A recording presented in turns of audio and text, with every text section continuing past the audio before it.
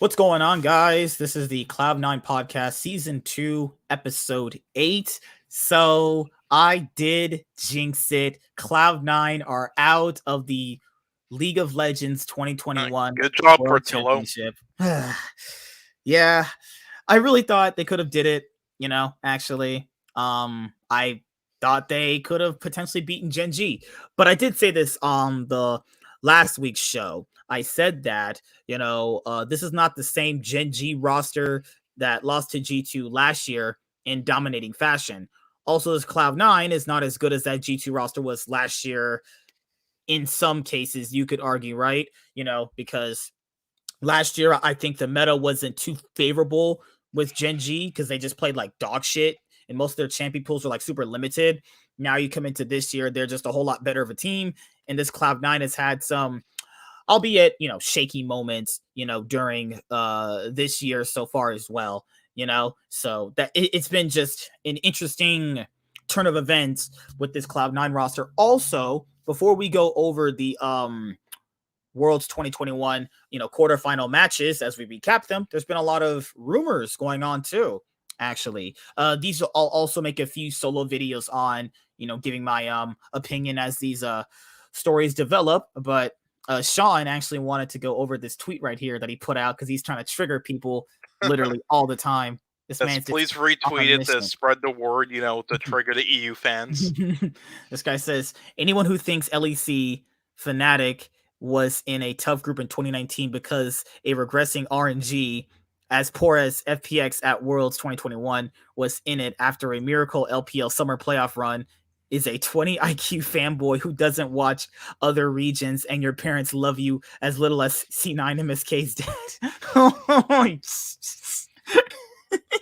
I mean, am I wrong? Holy shit. Oh my god. It's crazy. Fnatic has not looked good against RNG historically. Didn't they bring up didn't they bring up the they brought up the stats before their group played like last week. Like, isn't Fnatic like 3-11 against them?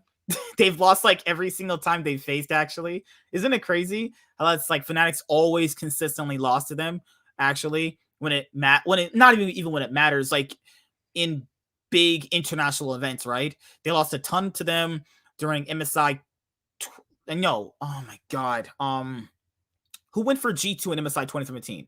Yeah, it was G2. They ended up facing each other at the Worlds 2017 quarterfinals. They lost a bunch to them there. Then in MSI 2018, they faced them there. They lost a bunch of times to them. They ended up also losing to them in a best of 5. Yeah, like Fnatic and RNG's history is fucking, just, it's been more, RNG favored.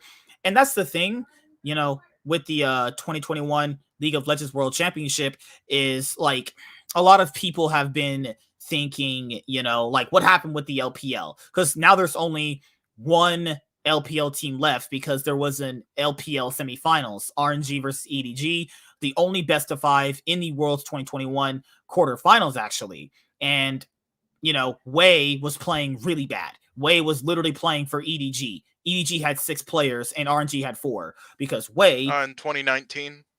Oh, for who? MLXG? So no, I was just wondering who you're talking about. Sorry.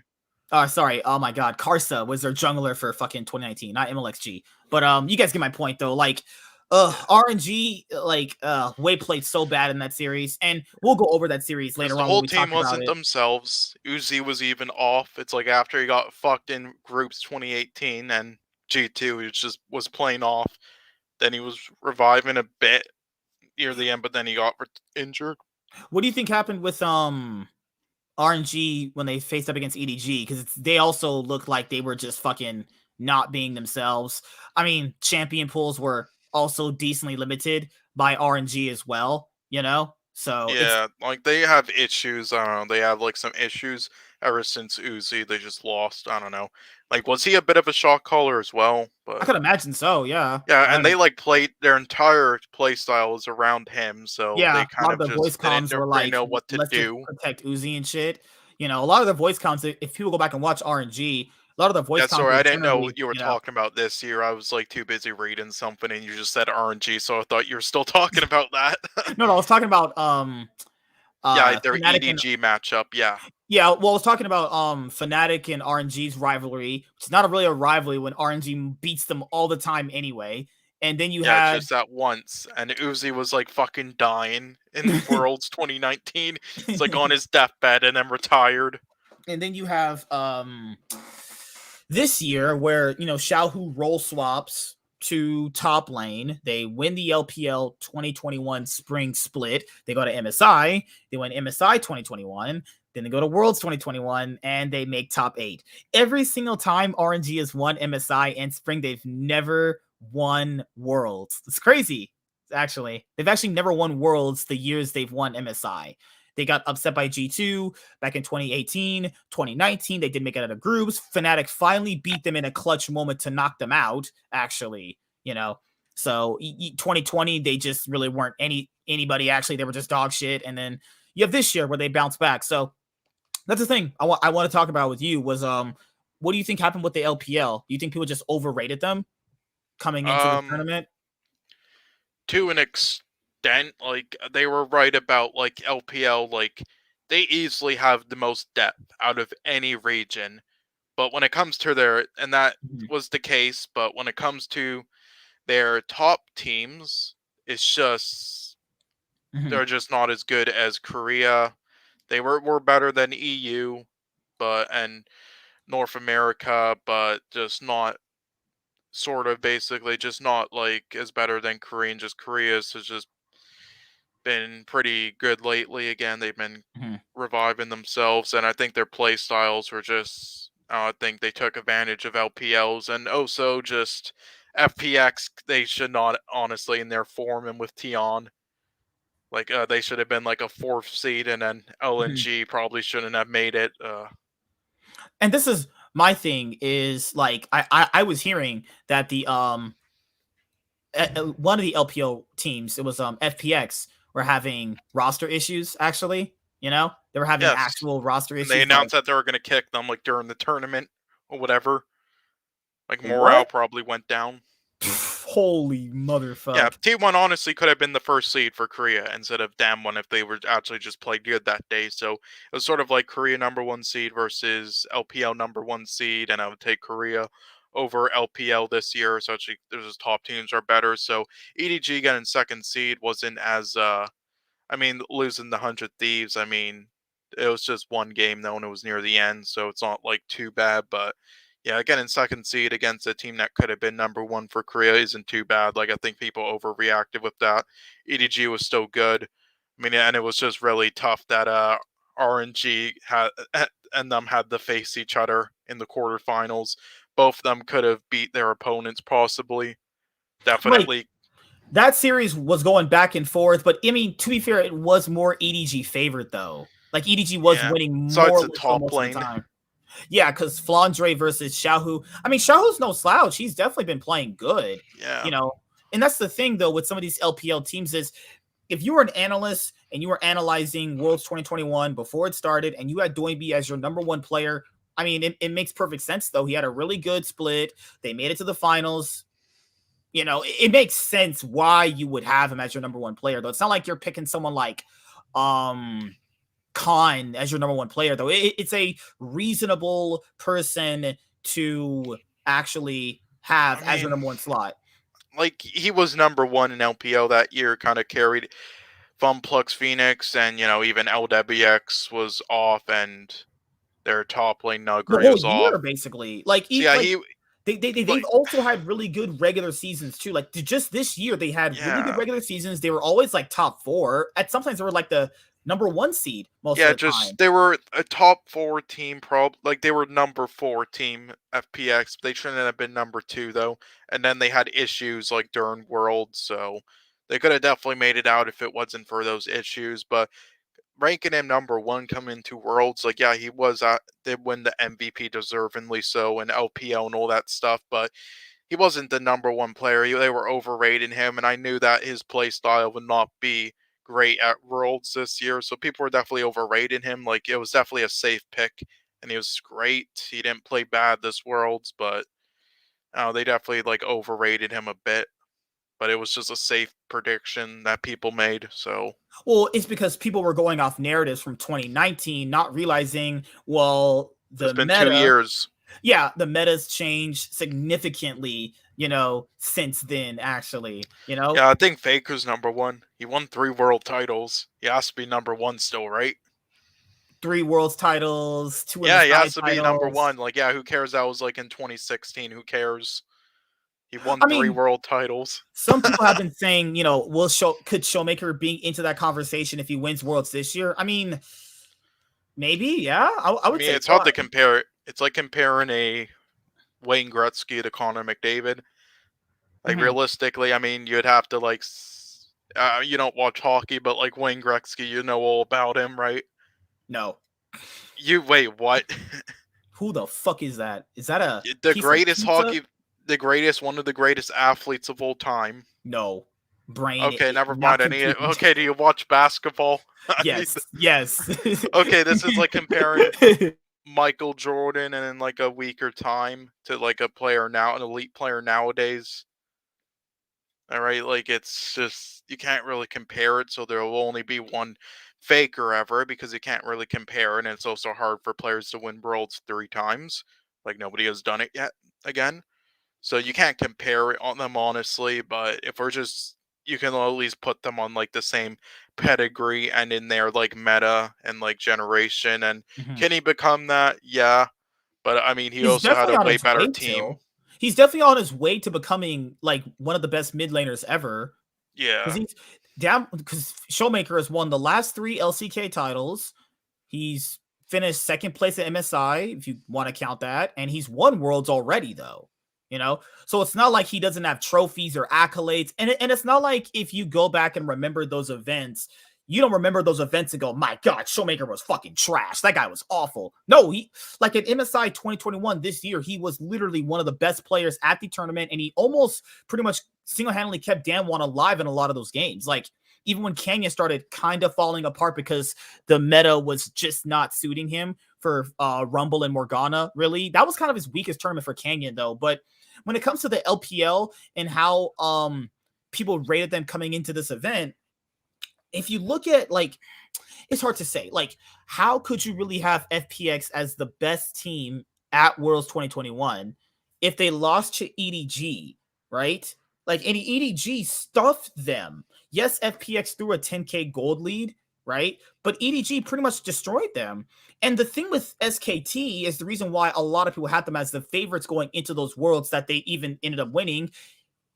Remember, they were dominating. They dominated and they won the split, right? Hmm. FPX didn't win any split this year and came in as the favorites to Worlds, and people only really based that off of like regular season performance. You know what I mean?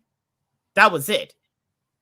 But I get why they did though. And it's the thing is like the FPX rumors guys are basically, Nuguri and Doinby are out, which pretty much means FPX is most likely going to end up being like a middle of the pack LPL team though, because Doinby literally was that team. Like everybody knows Doinby was literally micromanaging FPX all these years.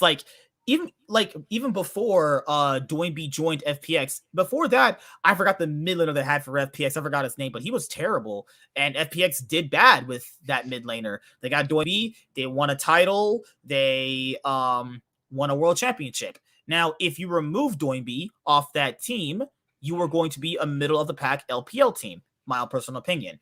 RNG, I don't really know what they could be doing in the offseason, though. I don't really know which players they want to obviously move away from. We know they're not going to move away from Xiaohu and Ming. We know that for sure. Could they get a different jungler or mid laner? Because Cryin had a really, really rough tournament. I think it's possible they could get a brand new jungler or a brand new mid laner. That's all I see I for don't RNG. understand what. Listen, I wasn't saying when I said crying, you guys were both saying what when I said I don't want Crying to win a world championship. I wasn't saying he was a terrible player or anything or I'm not didn't saying do his terrible, but job. you know how these LPL teams think. If they fail at Yeah. the highest tournament, they're switching someone out. That's what they Yeah, do. I'm just saying that I rather see other mid laners like Scout win it. That's what I meant when I said it. I don't think Hey Crying like other man, people. Knight's I a free mean, agent. What if Knight joins RNG? That'd be fucking insane, actually. If Knight joined RNG, ooh, man, that's a scary team right there. But that's what I think for RNG. I think potentially RNG might want to move on from Wei or Cryan. I think you keep Gala, Ming, and Xiaohu. Xiaohu showed he literally should be on the team by how much he had to deal with this year with role swapping, winning a title, winning an MSI. This guy's proven he should be on the roster. What's the other team? LNG. I mean, LNG pretty much defy all expectations, right? Yeah, and they should have made it out. Like again, I don't think people overestimated LPL, right?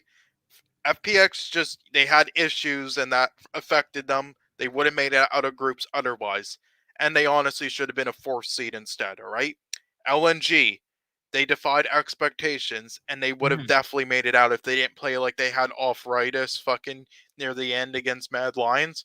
They should have definitely made it out. All right, so they were good. RNG, they were good. It's a little weird that they didn't get 1st seed more confidently, but they were good. And then EDG, they were good. They were just put in what was a group of what was basically the best team this whole tournament, T1.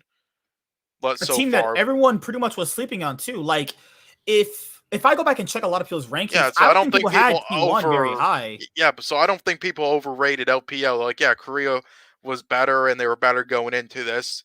Yeah, but people did not like overrate LPL. They've been doing as good as expected, and they only have one team left because of LNG playing like they had arthritis against Mad Lions there, and because of getting the draw with them together, the two, which was unlucky for them. All right, that's the only reason why they actually have not been overrated. And plus, people weren't saying their top teams were like better than Korea or the best. They were saying that they had the best depth. Just like last year, they have the best depth of the whole regions. And that's the thing, though. If people have actually watched the LCK games like I did, because I only really watched the T1 after like games. the 4 or 5 LCK teams, it drops off fucking huge. LPL, it's like almost every team is fucking very good, honestly. Super competitive. There are like 3 teams that don't make playoffs in LPL, and there's like 12 teams that make playoffs, or like 10 or whatever, and that are very good. Like fucking so many teams that make playoffs in LCK and regional gauntlet that are so bad. Holy like fuck. If you guys have watched the LCK games, I'm not saying I watched all of them this year like I did in the past years, but the only games I watched were from the teams of like Damwon, T1, and Gen G, right?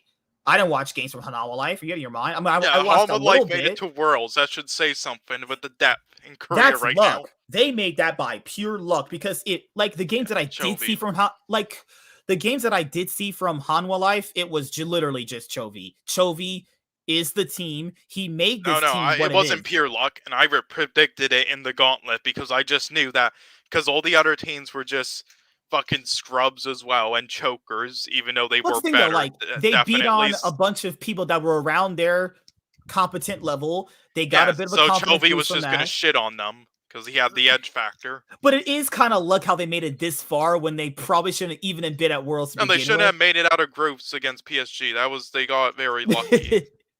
Dude, I don't even think they should have made it past the regional qualifier. The Peanut team, Nongshim Shit Force. Yeah, no, they shouldn't have made it. No, it's just because of that shit. Like fucking the teams that sorry, what was it?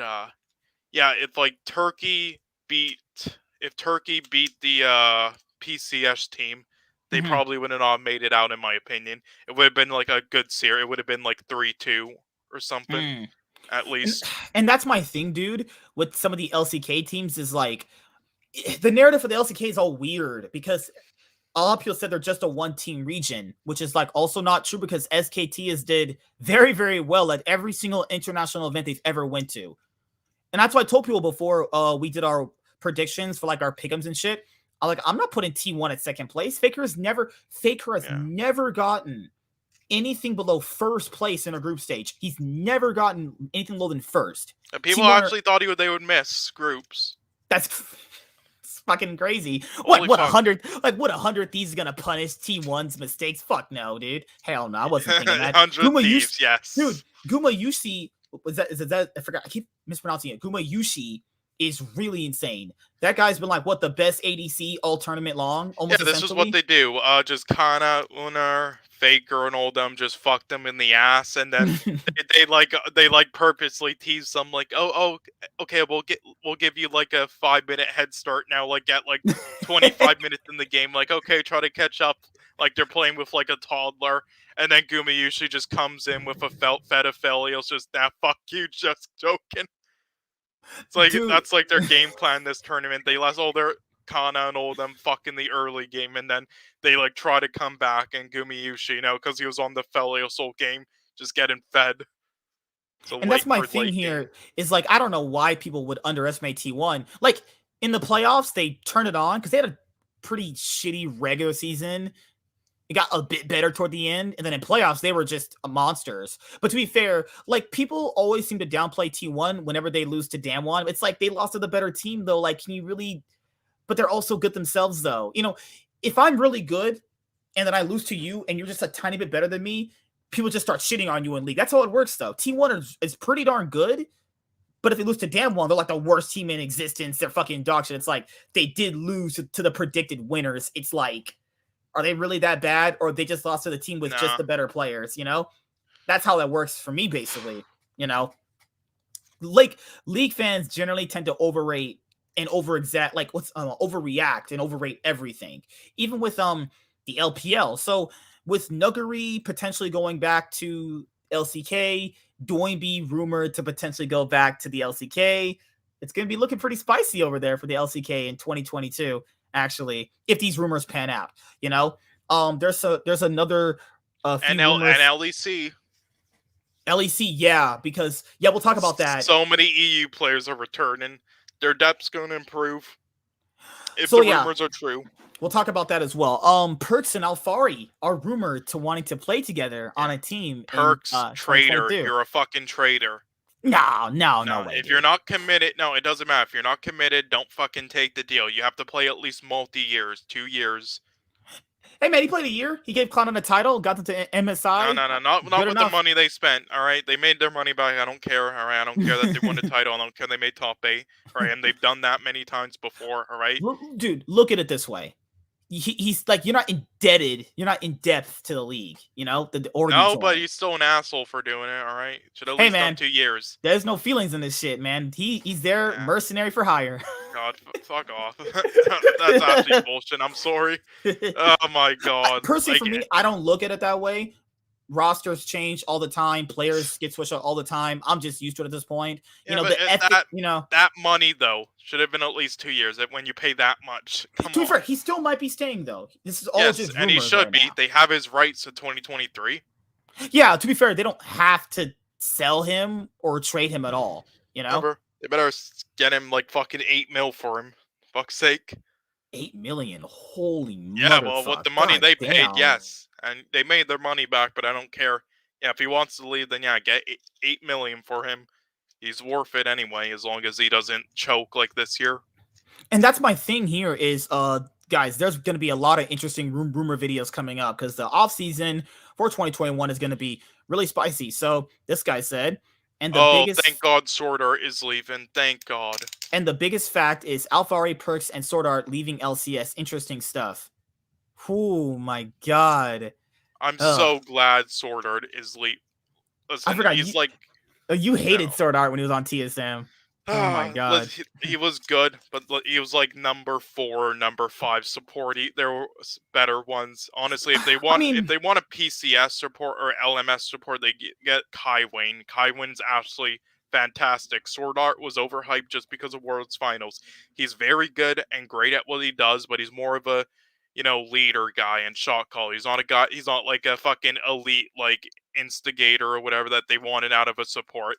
It's like they didn't watch any games with him. They just start World Finals. Oh, and we can get him. Okay. Like, fuck. All right, they should get Doggo and Kaiwing, honestly. Do you really think they would actually have that bot lane? I don't think they'll get it, but that would be awesome. They should get that, and then they should get, like, at least one of them, and then keep Huni, or if Khan is actually available again, open the bank for that. If they only get one of the bot laners, keep Speaka, obviously, Bjergsen coming back. So yeah, so like this is the reason why, guys, I think this offseason in 2021 is going to be super interesting because also rumored Bjergsen is coming back. Now, the first rumor was that he was obviously going to be looking at teams from NA and EU, right? And then we have the other rumor where he wants to just go back to TSM. Now, let's look at it this way. What if Bjergsen actually does leave TSM, like that was how I was predicting it, and he goes to a team like Evil Geniuses? Because we know Jizuke's contract is up, and they've been trying to get him. Yeah, and we also know that Evil Geniuses want to build a super team like Team Vitality tried to build a super team. Yeah, they've been trying for so many years. It's just they've been trying to get a mid laner like Chovy, Bjergsen, Jensen, trying to get that mid laner, build a super team, but no one's been available. Chovy wouldn't take the offer, and I mean, I don't know, mate, why would you like go to fucking Hanwha and DRX and just suffer there? Right? You can actually have the same success with like an NA team like that carrying them like EG while making bank. Why didn't you take that offer, Chovy? Come on. Well, that's the thing is, cultural differences, homesick. Yeah, but then why didn't he actually go to a real team in Korea instead of those dog shit places? Dude, I don't know. He could have went to who's on a Freak of Freaks? Dog shit fly? Yeah, is he still on a Freak? Yeah, dude, yes. I don't know why they have all in. I don't know why they don't play him, but he somehow played 2 full years on a Freaka. That fucking fly. Holy fuck. Imagine him playing 2 full years at mid lane in Korea on starting line. Holy fuck. Fly's been playing for so many years and has so many mediocre results, dude. Yeah, I mean, he's been flopped around. I kind of feel bad for him. Yeah, I want to see Fly return. Fuck yeah. So this was the rumor that 3 of the biggest names in the LCS currently right now, Alphari, Perkz, and Sordar are leaving.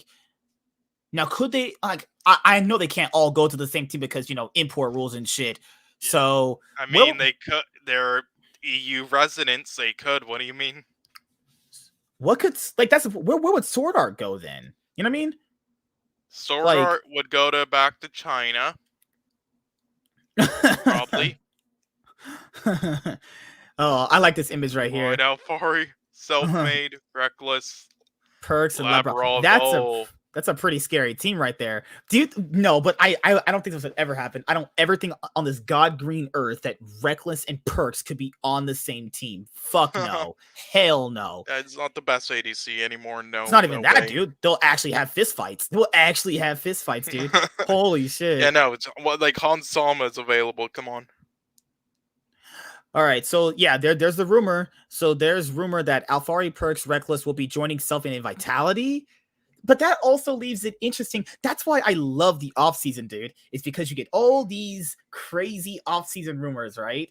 And then you're also looking at the teams these players leave. So if Alphari leaves Team Liquid, because I think that's the more likely one, that he leaves Team Liquid because they've had a pretty, let's just say, off year. They lost to Cloud9 in spring. They did win lock-in, but no one counts that. They had a terrible summer split. Coaching issues with Jat. They did well in the playoffs, failed at the last moment, got to Worlds 2021, could have got on the group, didn't get out of the group. He's just got... he didn't have any success in North America, though, despite literally being the best top laner.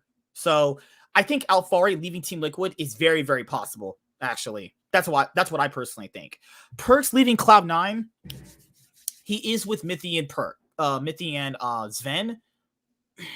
There's a good possible world that they bring Alphari to Cloud9 and they get rid of Sven. If they get rid of, because who's the resident? Who's the wait? Why would they get rid of Fudge for Alphari? Would that be an upgrade though? Might be a pretty big upgrade, honestly. With how Fudge has been playing, what do you mean? He fucking dicked everybody at Worlds. What are you talking about? He was almost Alphari levels in summer. He was okay. He was okay. And he was still growing. Like what? They wouldn't keep Fudge around. I mean, if the rumors are true and Alphari and Perkz want to play together, there's a very big there's a good possibility Cloud9 bring Alphari to them, and they. I guess, but that would make me up. I don't know. That made me like. It's really not like much of an upgrade anymore. It is a bit of an upgrade, but not much. And Fudge is still growing. Like he was almost at Alphari's level by the end of summer. I think it'd be a pretty nice upgrade right there. That's because that's the thing is, but okay. So if let's just say this is hypothetical, guys. If Cloud9 were to bring Alfari in because Perks wants to play with him, right? Okay, so that means because you have 2 import slots, Perks is an import, Alfari being an import, Blabber's a resident, Vulcan is also a resident. So that would mean that they would kick Zen, obviously, right? Yeah, why would they keep Blabber though? Come on. That's the thing though, because like people are saying, "Oh my God, Blabber won MVP and blah blah blah." It's like, guys, here, remember when Sven Skaren won MVP and when Cloud9 sold him off, they were like, "What are you doing? He just won MVP." Why would they not do the same thing with Blabber though?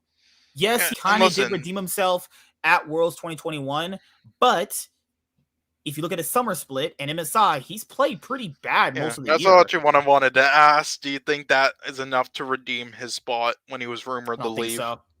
No. Yeah, like he can be an amazing jungler, it's just inconsistent and it just hasn't gained that chemistry. If they both actually stayed, would they actually bet on their chemistry growing more now after a year? Like, dude, imagine the team with Perks and Alfari. That team is most likely easily a top 3 contender. I guess in both either NA and EU. I guess it would be good. It's just I just don't find it as much of an upgrade. I just wanted them to keep Fudge, whatever. It's because he's Australian. That's the only reason why. It's because he's but only reason why. Hey, that's a bonus. I mean, sure. Hey man, the thing here is, let's just say hypothetically they bring in Alfari to Cloud9. I wouldn't mind that though. I think Fudge has proven himself to be a good caliber LCS top laner. He was easily top 3, top 4 in summer. You know, what if TSM? I forgot how young Alfari still is. You know what's crazy? What if TSM switched out Huni for Alfari? Because Fudge is also a resident. So, because I remember you didn't like Huni that much on TSM earlier this year. Did you mean Huni with Fudge or Huni with Alfari? No, they would switch out Huni without Fudge, actually. They would just kick Huni for Fudge. That'd you said Alfari at first. That wouldn't be better for them either. I think having either or is fine. Fudge, yeah, I mean, that would be... And, he's... God, yeah, then he can go from trash talking to actually being toxic in TSM perfect. Because, just a bunch of toxic players. I'm just waiting for Warren to hear that. Oh my God, he's going to hear that on playback and go, he's going fucking insane. Oh, God. And, guys, there's a few more rumors to go through before we start going to the games. Yeah, like there's been a ton of people reporting on this though. To be fair, the original people, Esports Manic House, waited until Cloud9 lost to report it, so that's respectable. Waiting to their demise, Oh God. Rumors: Perks and Alfari will play in the same team. 2 talented LCS players will team up to play together and possibly on a European league, European team. Ooh, is that Vitality? Is that Team Vitality? Is what I ask you guys. I don't know. Personally, I think it'd be very interesting if they played on the same team together, and I think that team would easily be, top 3, maybe top 4 if it all panned out. But what do you think overall? Like, before you answer that, well, in what region? Well, if it's in the LEC, right? Could you see that? Like, okay, I don't know, because it all depends. I think right now, as what was reported, a lot of the teams are waiting for where these 2 players go. So that means right now, negotiations are going on behind the scenes with Team Liquid and Cloud9 to see what is the future going to be with Perks and Alfari. That's what's going on potentially right now. Like the way Perks was talking, obviously, during that press conference after Cloud9 lost to Gen G, he looked just pretty much done with North America. He's been away from his family, his friends. He's in a completely different continent. He's just pretty much basically all alone. I mean, I get it. He has Mithy and Sven, players he's played with before and has had success with before, but I could see him going back, and I wouldn't be mad. It is what it is. I wouldn't be mad, dude. Rosters change all the time. If this happened after the second year, then I wouldn't be mad. But dude, you have to factor from his point of view. If he's not happy, then it's not Like, gonna make hey, it if they better get a from bunch of staying. money back for him, like almost the same amount, then sure. Look at it this way: if he's not happy, it's gonna be a environment he can't thrive Yeah, in, no, and they're I'm not not gonna do saying well to keep either. him if he's unhappy. Yeah, get rid of him. I'm just saying. Do you think he was a dumpster fire though? Because everyone wants to say he's been a dumpster fire this year. He was not. He wasn't like fucking 1v9 player people falsely advertised him as, but he was the best mid laner in the league in spring, and he fell off a tad bit in summer just because of some issues, but then went back to being one of the best. If it wasn't for Abadagi coming in, who also then fell off near the end with 100 Thieves, honestly, in summer, played a little worse, then Closer played better. Like, became how good Abadagi was playing. Like, if it wasn't for that, then he would probably be the best in summer still. So, like, he wasn't like amazing or anything, but he was the best in LCS, and that's what Cloud9 paid him for. Because unless you're Chovy, you don't really get those 1v9 players like Faker anymore. It's not that game anymore, right? You pay for people for being the best in their region in a role like that, and that's what they got. Well, I wanted to ask you this, since you're also a Fnatic fan. What do you think Fnatic's going to do in this offseason, too? Because I think Fnatic has been quietly going under the rug, No as a clue. They team. could No one honestly seems. keep all their players, get rid of all them. They could do either. What do you prefer? What would you want them to do? Um, Honestly, I'd like them to either. Honestly, both of one of those two actually that I just said. Honestly, because I think Do you all think five of Bwipple's going to be those. done? Do you generally think Bwipple's done? Honestly, I like a don't lot of know. people have Like, been I saying. thought he would stay on there, be a franchise player like Sneaky. I thought he would stay on there, honestly. Because seriously, in all five of those players, all five of them are, besides maybe honestly upset because he actually started playing like prime reckless now in summer, like actually amazing, like fucking Mhm. 10 kills per game. But that was mainly like because the chemistry boosted his stats, but and their kills per game. But like pretty much all five of them though, they're all five great players, but none of them are really like amazing, like Caps in like 2018. None of them are really like that. The only way that team roster was going to work out coming into summer is if their chemistry that happened to click really well, and that's what happened. So I don't know. Would you really want to And all five of them have issues despite being great. Like Adam, he had issues, but he's a rookie. It was just his first split. Bwippo, first split as jungler. Niski, I mean, he did his job. Did weak at Worlds again, but he did his job. Upset would played amazing. Hillsane played amazing. So is there any reason to really get rid of anyone? Because the ones who did have like weaknesses, there are reasons for it, like being their first split in a role. And all five of them have amazing chemistry, and that's why they did well, despite none of them being like hard, amazing carries like Caps before. So would you really want to break up that chemistry? So I don't know. I think you either just keep like all five of them almost, or you just blow up the roster like they were gonna probably do after 2021 if it wasn't for them working out and making it to Worlds, but an upset needing the back out. Then we got the Bean. He Mm. was amazing, wasn't he? What do you think he was the best player for Fnatic at Worlds 2021? Oh yeah, Bean. Fuck Mhm. yeah, Bean. Oh my lord! The I best player. No, he was the best player at Worlds. All right, yeah. let's get that straight. Now that's the thing, dude. Is G2 Fnatic and Vitality are gonna try and make all these crazy moves. Obviously, Vitality's been wanting to get a super team together for a long time, and that's the Yeah, I thing. heard nothing about it. I just thought they were like an org like CL. No, not CLG, but like who are they again? And it's been What's their shown that they even have been willing to pay money because like by how people reported them, they have enough money to buy some of these players. But that's the thing, though; they'll have to pay a fortune for Person Afari, and that's the thing. Is yeah. like, dude, imagine this. Sorry, it was Imagine paying. FlyQuest. I thought they were more of an org like FlyQuest. Honestly. Imagine this.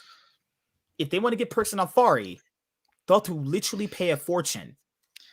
Yeah, easily 9 million, at easily. least Perks. So Perks was like what 6 million around that.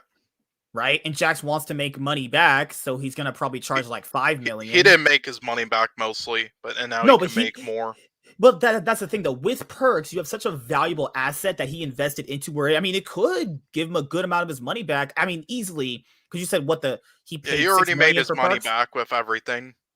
You said he paid what, 6 million for perks, Yeah, right? around that and the buyout, and he already made his money back though at this point, probably because of their money they won each split and stuff like their performance, their placements, and merchandise sponsorships. Sponsors, Oh, that's there tons of other stuff I'm not thinking of. Like they made their money back probably by now, or definitely. even if they didn't make their money back, though, they would definitely make it by selling Yeah, him. they would make a huge profit, not even just their money back once they sell him back again Like and buy his you said, contract six out. million to Because you get also him have to buy his sold. contract out. Remember, just like G2, Mm. so that's more money.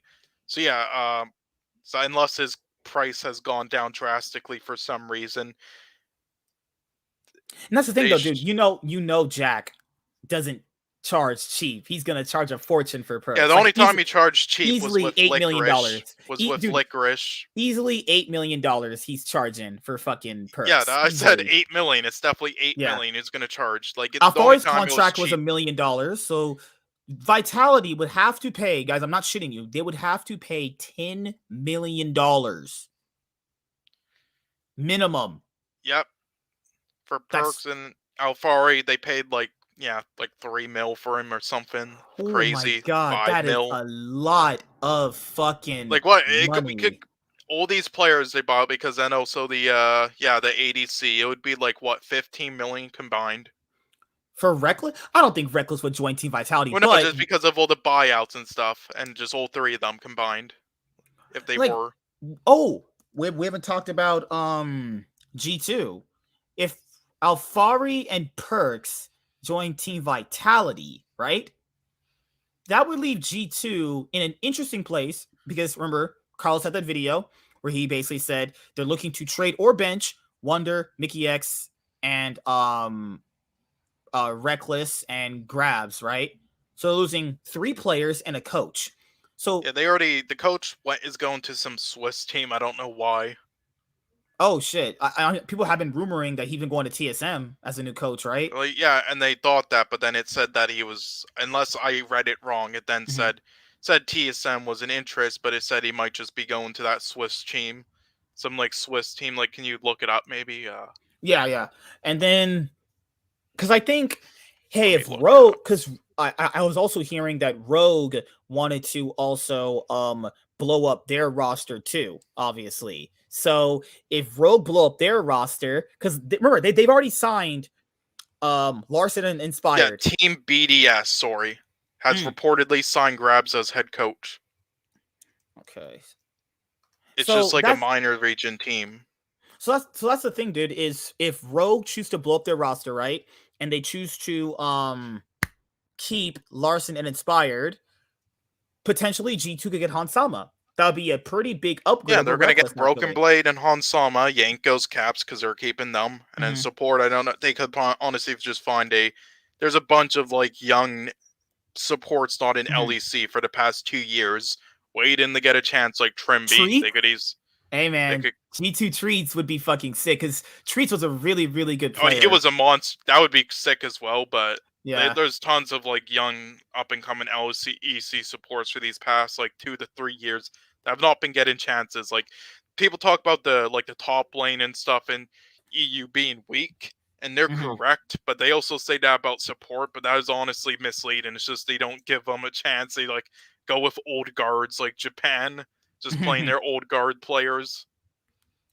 And that's my thing, dude, is you have all these LEC teams and LCS teams wanting to make all these moves for the offseason. And guys, to be fair, I know we're talking about like all these different rumors and shit like that. A lot of this shit could never come true. It's literally just been what's reported. Yeah. But the fact that these reports are coming up means there's something happening. It means that, some of the players like potentially Alfari, Perks, and Reckless were not happy with how this year went.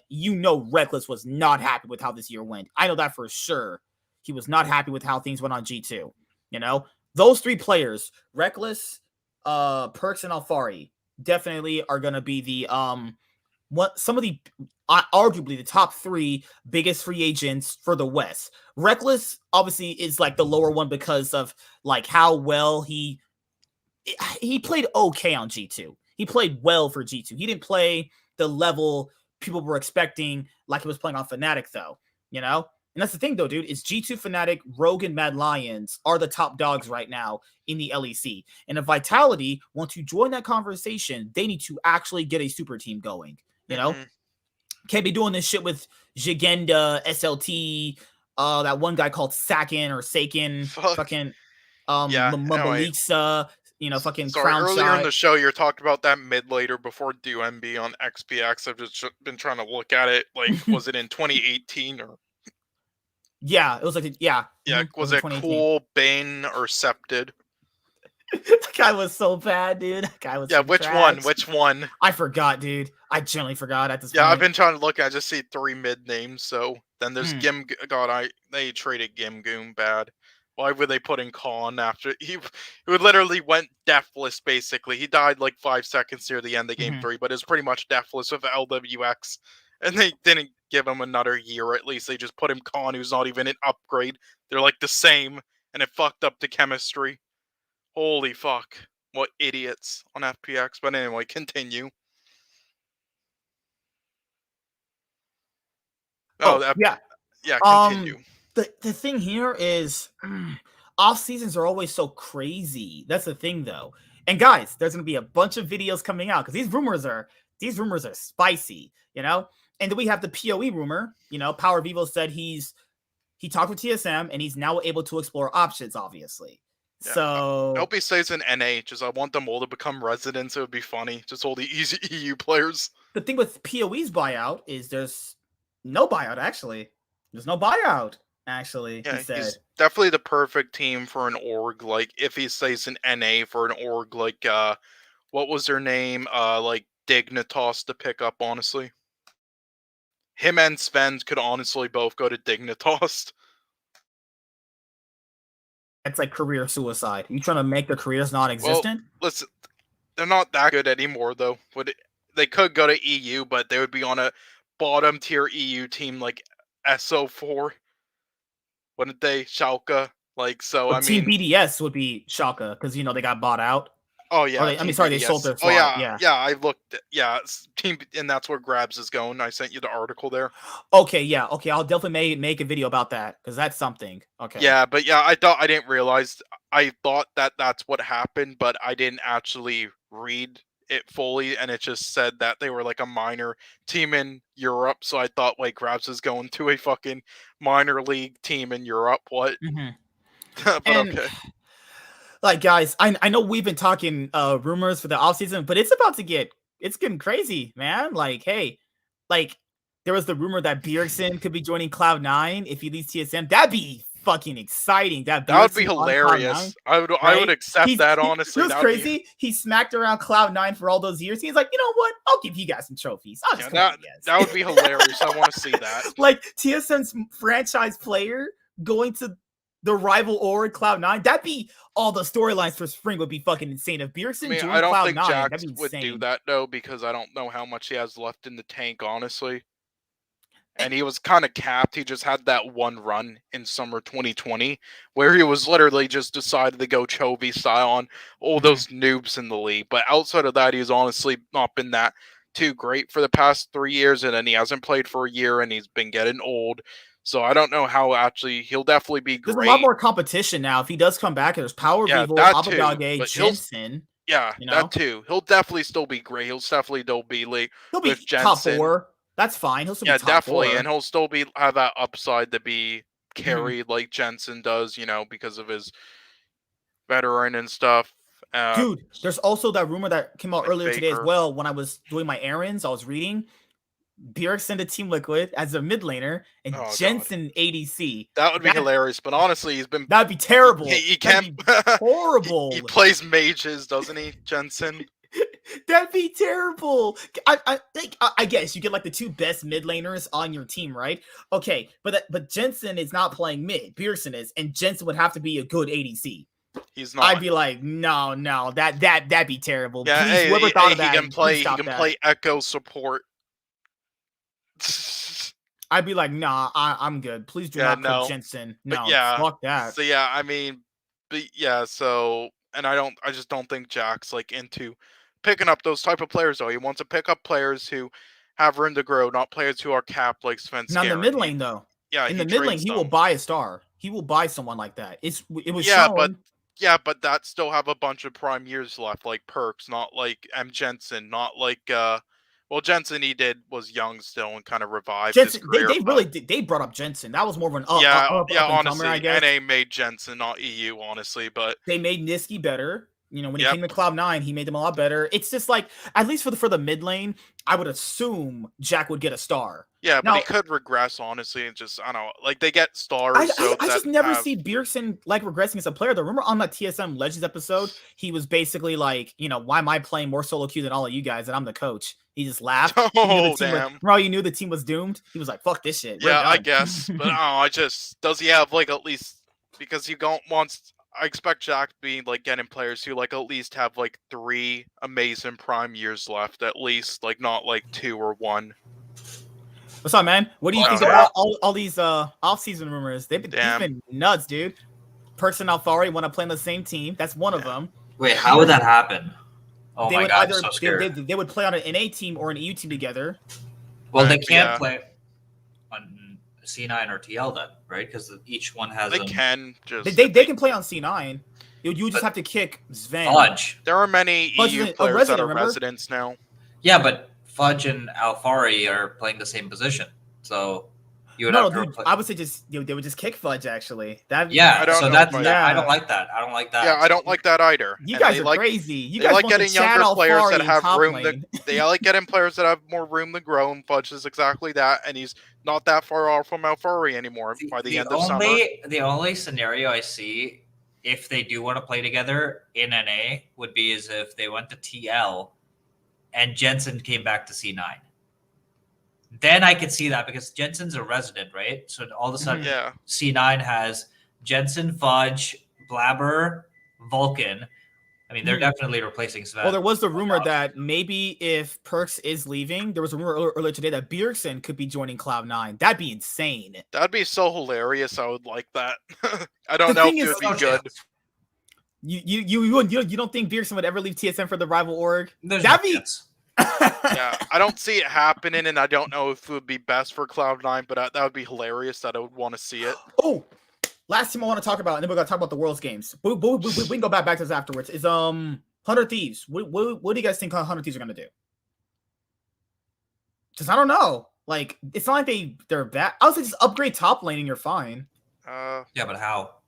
They need an NA resident top. Oh, they need an NA res. You're right, actually. So the only scenario where I could see it being a something that they could get is Fudge. Actually, if the whole Alfari Perks thing to C9 is a thing, then Fudge to 100 Thieves would be amazing. That would now be my favorite team to win. Here's the thing: they also have this like Kemvi guy who they're hyping up huge, who could actually be amazing. They could replace Closer.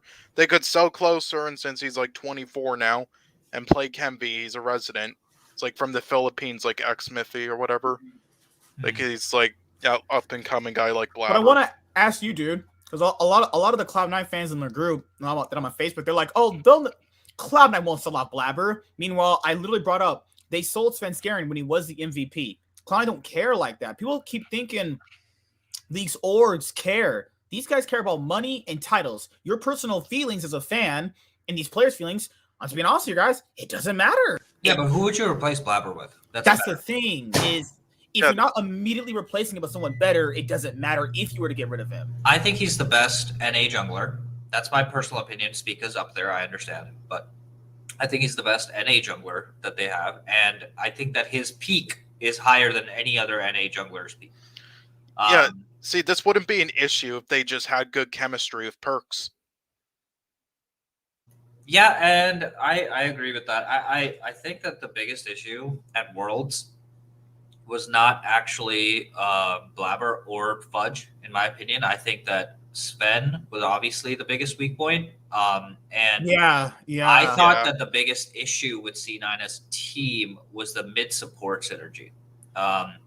And I think that a lot of Perks' debts in lane came off of really bad support timing and really bad warding by C9. The Silas death, for example, against Sidra. There's every other team at Worlds like wards that top side. Because the expectation is that the support has bot side warded and they're warding the top side. So it makes sense that Perks is actually playing towards top side, and it doesn't make sense for the jungler to be ganking at that time. That's up to Vulcan. Instead, Perks has to ward the right side of his lane because Vulcan doesn't get a back time. He was doing that a lot though. Yeah. In that Gen G series, he was warding that side a lot because he knew Vulcan wasn't coming there because they're already getting shoved in. Yeah, and that's actually not most mid laners don't ward the right side of the lane. The Dragon side, that's the support's job to ward the river bush with the pink ward and then sweep the lane and top bush. Yeah, only if you're like Niski or Jensen making your jungler look good. Well, I think Niski, yes. Jensen, he has never really made his. Jensen's never played good with any jungler he's had. Even with Santorin, they look terrible. He did play really well at Worlds, though. Jensen played really well. Joel, Jensen played so well, dude. It just feels bad because that group was so shit. They could have got out, man. That group was so terrible. I knew they would choke it, though, and that's why I didn't want them to make it out. They didn't deserve it because all they do is choke every year. Give me 1 sec. Maybe bring up the Worlds games. Yep. Because now, guys. I mean, it's better than TSM 0-6. True, I guess. Yeah. You know what's funny though? There's a fun fact. TSM is in 2014 when they got out of their group stage has been the only first seed to ever get out of NA since then. All the first seeds have always failed in groups. And they only did because of that one thing. Oh yeah, because Sven Skaren was he said something quote unquote racist. I thought it was funny, but he couldn't play 2 games and they had to play Gilius. Oh my god! That's the only reason why they made it out. All right, TSM was bad that year as well. Oh lord! All right, Koff, did you get a chance to watch all the quarterfinal games or just the Cloud9 ones? I watched. I watched all of them. Yeah, I remember I watched all of them. All the Mad Lions ones so depressing. Yeah, I watched all of them. The Mad Lions ones basically was like, I mean, they might have been somewhat relevant in one game. It's like, okay, that's terrible. I think the Mad Lions versus DK game were actually the best games out of the quarterfinal matchups. I didn't think EDG versus RNG was particularly good just because it was of so how sloppy, poorly. Dude. You saw it's just RNG's drafting was like so. What was your reaction? What was your reaction when Wei lost 2 Barons in a row in game 2? Yeah, I mean that's just like that's what I mean. It wasn't good gameplay because you don't need to 50-50 that at all. They 50-50. They had the best comp, not to 50-50 Baron in game 2 with RNG versus EDG, and they lost both Baron. You knew they were mentally broken. He was done. And it's not even that. Like, why don't you just ban the Yuumi? Why are you so egotistical that you can't just ban the one champion that's just shitting on you? Like, RNG was the better team. They really were. And they just refused to draft in a way that would allow them to win. Yeah, that was like Cloud9 in 2019 with the Garen Yuumi. They couldn't just ban Yuumi. What did you think about this series? Because this is just a stomp. Anybody that thought that Hanwha Life had a chance to win, you are a moron. You're a moron. All I'd say is Stan Kana, legend, love Kana. I hope he stays. Just trade Zeus. Now, the casters have been saying that T1 haven't been challenged yet, but I challenge this. They've looked pretty darn good. It's not like they're garbage. It's not like they're getting stomped by any of these bad teams. They're just genuinely playing really good. There's only one weakness that I like in the entirety of T1's game, and that's their Rift Heralds. Their Rift Heralds are actually really bad every game. Yes, I agree. And they made memes about that when they didn't go for it in game 3. Yeah, Honor sometimes can go a little aggressive on this champ. Doesn't know quite his limits yet. I want to ask you guys this too. Chovy's always been hyped to be a really good player, though. And he actually is a really good player, though. Every single time he faces up against Faker, Faker always just controls him. Like, Chovy's not the same way against Faker like he is against everyone else. So you think that's just a mental block? Opposites. Their styles are literally opposite. So Chovy is the sponge who absorbs all the gold, the resources, and really gets amazing CS. Takes it to the side lane, gets really fed himself, and then uses his lead to carry the game. Faker, at least this Worlds, has been the guy that enables his side lanes and enables his jungler, and plays champions in a way that negate the mid lane advantage. A lot of Faker's history has actually been what Chovy did, and this year it's been very opposite. Like Faker's not the main carry. Gumayushi has been having like the best tournament, Kana, dude. And Kana, both their side lanes are very strong. Owner is a wild card, and usually Faker is the stable source where he just helps the side lanes and jungle exert their pressure. Yeah, that's just right there with Def. That's just pure inting. Why did he walk up to that guy? That is just pure inting. Def, retire. Terrible. Just go to the military. Why are you so mean, Sean? Oh my Vista, god. fuck Vista was both the supports. God, that was a support game series. I mean, Gumayushi, I think he's been the most underrated player at World so far. No one's talking about this guy. Yeah, he just steps back a bit and lets them play like no one talk game. about this guy.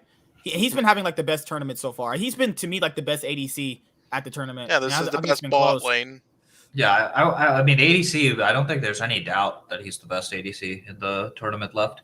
I would say that I want to see a T1 EDG final. That's what I would love to see. Damwon in. I mean, I would like to see that rematch. But yeah, because I think Damwon's got the favorites to win it for sure. They should be.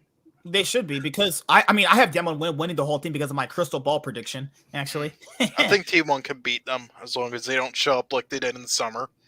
I think, yeah, it is close. I think that it's closer than people think. Even in that LCK finals, Kana. though.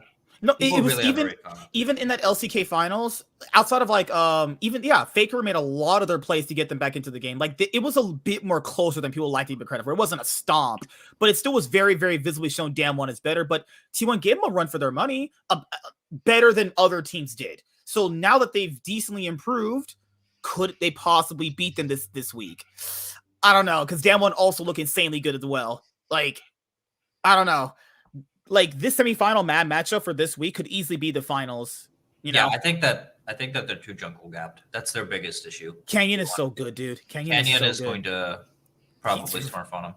And I know that Faker is Faker, so maybe in the highest pressure situation he'll be vintage Faker, but there's no doubt in my mind that Showmaker's been able to handle him. That's the thing though, like all these LCK mid laners, dude, all these LCK mid laners, BDD's also been having a really good tournament too.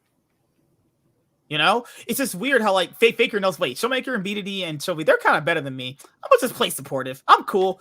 Just let these guys just do whatever they want. But guys, if you guys watch this shit live, that was depressing. They draft Hanwha Life drafted so bad. I was like, I woke up for work, saw him draft like that, and I was like, okay, turn off. I'm going to work. I'm not watching that. I mean, I love that as a T1 fan. My God. I mean, the only downside if T1 wins Worlds, which I think they definitely could as long as they don't choke, is their fans don't deserve it. Their owner doesn't fucking assholes. Oh, LS is gonna be fucking going crazy. No, I want no, they better give once they get back to Korea and older fans are outside, just bring LS out and hold the cup up. That's the only way they can make it right. Guys, I had RNG winning this series, and they definitely could have won this series. Thank you, RNG, for ruining my fucking pick'ems and shit. My pick'ems are all fucked up this year because of what Riot did to me, but it's okay. I forgot if I had RNG or... Actually, no, I predicted RNG a week before when we did the last stream. Going into the stream, though, that day, I thought EDG would actually win 3-2, because just something felt like that. It felt like it would be their time to break the quarterfinals curse, but yeah, and that's what happened. RNG could have definitely won. They just lost the game themselves with how they played. They were the better looking team, honestly. They played boosted as fucking game 2. Guys, let me show you this game 2 boostedness from this team. Jesus Christ. Honestly, they just lost the series themselves. In game 2, right here, in this game, watch it. It'll show you how fucking, oh my lord. They made a game-winning play when they almost aced EDG. Just after they lost to Baron. They couldn't capitalize on it because they realized to themselves, the Baron wasn't up yet. Oh my goodness. Obviously you have to make that play because you can't just let them beat you. Because after they literally lost to Baron for that. I got why they made the play. But when you want to make that game-winning play, when the Baron is up so you can for sure take it, I don't know what was going on with Wei. Like, look at this. How with this composition, how in the world do you lose 2 Barons? There's Misfortune ult, there was Rakan, there was Galio time. Jin Zhao can knock them out. Did they not even take, the soul? I think they traded. After they lost the Baron, I think they traded the second time around, the first time around. Yeah, they should have just sent everybody the Baron and want the jungler to Drake. They were able to pick off Lingerie in side lanes very, very fine because he was just overextending constantly. I don't know why he was doing that when he just saw them on wards, but whatever, right? Doesn't matter. After I saw this game, I was like, RNG is not winning the series. It could go look at this disgustingness. Look at their comp. People, fucking JJ should not be getting close. He has a Galio. There's a Galio. There's misfortune alts. What is this? This is, oh my god, my brain almost melted. It was so terrible. He literally just flashed in and stole it. Like, what is Wei doing? Oh my lord. Ugh. I can't watch this. It breaks my soul. Oh my lord, dude. Kofta, I know you want to do analysis, but I don't know how you analyze bad. It's awful, dude. Yeah, I mean, this was just a bad Baron start. They didn't need to. They did it twice, though. That was the crazy, because he already lost to Baron before this when they tried to 50-50 it. Yeah, the composition that EDG, the composition that RNG have should not be letting that happen, though. There's just no way with the comp like that. They shouldn't even be close to getting in like that. Well, if you look at the sidelines, they actually had sideline pressure, so that's what I meant. Like, if they just waited and waited for the sidelines to push in, then you force them to take Cloud Soul, which really doesn't matter. And you can trade Cloud Soul for Baron for free. I mean, that's completely fine. And with the team fight comp they have, you can siege with it. I think that's what they should have done. God. I imagine you weren't too happy with the Cloud9 series. Yeah, I actually thought they were going to win. Same here. I did too. Yeah, I didn't think that the gap between... I didn't think the mid gap would happen. That was the biggest reason why C9 lost. BDD was just better. That's the thing I had to going in. I even told my friend this. I'm like, BDD and Ruler are so much better than Perks and Sven. They're not going to be able to get any leads against those guys. Yeah, I would say that obviously Sven inted pretty much every single game. But he was better in I the actually best of expected 5. that. No, I think he was really bad. Games 1 and 3, he was really bad. I thought he was better in the best of 5. Oh yeah, sorry guys. Before we go over Cloud9 getting basically fisted by Gen G, Mad Lions, this is you know those pornos where the black guys tear apart those girls? Yeah, that's what this was. And Mad Lions were the girl. Interesting. Yeah, they should not have even made it to this. They were the worst team in Group D. Dude, the narrative going in for this series was maybe Mad Lions might win a game. Maybe. Yeah, and they definitely could in Game 2. I mean, I don't know. There are elements of games, element of Game 3 where they should have won and they threw, right? And so I don't know. I think that this was actually closer than I expected. I thought that, I don't see that in Game 3. I saw it out in Game 2. Is that the game where Elioya had the lead on Jarvan? Well, yeah, they had like a 14, 5 or 6 kill lead. Yeah, see right here, Carzzy getting caught. Oh, this was such a horrendous mess of a thing. Leona misses ult on a stationary MF. Yeah, this really wasn't that close. Well, they were the worst team in Group D. I'm so pissed they made it through. I disagree with that. Really? I thought TL was better, but LNG was without a doubt the worst team. Nah. No way, dude. They played better than Mad. It's just that they choked in the end, and they threw that game against Mad, dude. They threw that game hard. Yeah, but that's the game that matters. They got outdrafted 2 times against Mad in the last day, and they had. What about Team Liquid? You don't think Team Liquid were better than Mad Lions? That was the closest one, but I think that they were worse. I think that once they were exposed for their TF prio, I think that Mad Lions were better than Team Liquid. Yeah, like we lost game 2. Lost the games that mattered. They lost the games that mattered. So it's the classic story with Team Liquid, choking. Right? Well, I mean, that's the classic story with Team Liquid. It's like, you guys go 3-3, but all you got to do is beat Mochi Ice Cream last year and fucking... yeah, because they are actually good, but they fucking choke. Yeah, but exactly. But that's literally... This year was the most important thing in Worlds. The most important thing at Worlds is how good are you when it matters most. Like, the fact that Mad Lions can come back being down 5k gold every single game is a testament to how clutch they are in team fights, right? Remember that they weren't supposed to get out of the group because when they lost to Gen G the second time around, because they were they lost to Gen G twice, they were 1-5. So if Team Liquid beat Mad Lions in that game they have, their rematch, they're just out of Worlds. Yeah. I don't know about that. It was more of just pickoffs, and then the LNG and Team Liquid didn't do anything because they were retarded. I don't stab the fork in their brain. I think without a doubt, Team Liquid had the worst bot lane out of that group. Well, yeah, Tactical was playing for the enemy team. And their jungler did not play well. I don't think that Santorin. You don't think Santorin played well in the Trundle games, actually? No, especially the Trundle games. Why would you draft Trundle? That's my biggest question. That's the only into thing that comp. Santorum will gank on. He's not ganking on anything That's else. what I mean. His champion pool is extremely limited, and he was playing Lee Sin Trundle pretty much every game he could get. His Xin Zhao game obviously was really good, but there are so many elements of picking Trundle that I disagree with, especially when you have a pick comp built around your mid laner. Like the Trundle game really, it was just like it showed me basically that this team needs to upgrade at the jungle ADC position. Dude, we talked about that all year. Like, I knew Santorin wasn't going to improve them that much, though. He was going to be a bit better than Broxah. Yeah, also, Rascal losing to Fudge like that is, oh my lord, Rascal, jeez, man. What, are you surprised? No, Fudge is amazing Kennen now. Kennen getting solo killed by Jarvan, what, level 2? Fudge is the best Western top laner. How dare you say how far he should come in? It's close. Okay. He's the best native top laner. I'll give you that. Look at this. Why is he even challenging? Why, Rascal, please mercy, dude. Come on, man. Like that. Yeah. It's that he's not. Flandre is going to dumpster that guy if they face each other, and they will. Because if you lose the Ziggs lane, this draft is over. Like this game 1 draft is.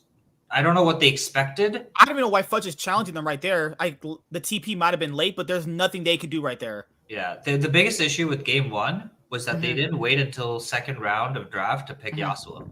When you pick Yasuo that early, the entire rest of the comp is just built to fuck the Yasuo. Like, there's nothing that Yasuo can actually do against this comp. I don't understand why they pick Yasuo in this meta in general, but the Yasuo pick works when you have someone like Ziggs bot who can just perma-shove lane. But in order to make this comp work, you need 2 things to happen. 1, your bot lane has to be ahead. If they ever fall behind, which they did literally level 1, the game is kind of doomed because the Ziggs doesn't have perma push. If the Aphelios can match the Ziggs in a lane, then you're fucked. That's how this comp works. But if you have the Nautilus, Lee Sin, Yasuo perma invading, perma roaming, this comp is actually relatively good. Like you can snowball the early game really hard. The Kennen and the level 1 invade bot lane really fucked them though. Like there's nothing you can do against the Kennen lane. Honestly, I think just the biggest thing is Vulcan played like absolute trash, couldn't land a single hook. And dude, it's hard to say because ever since they were in that wild card best of 5 against the Vizichachi team piece, and I saw them playing that bad against that OCE bot lane, I was like, they're not good.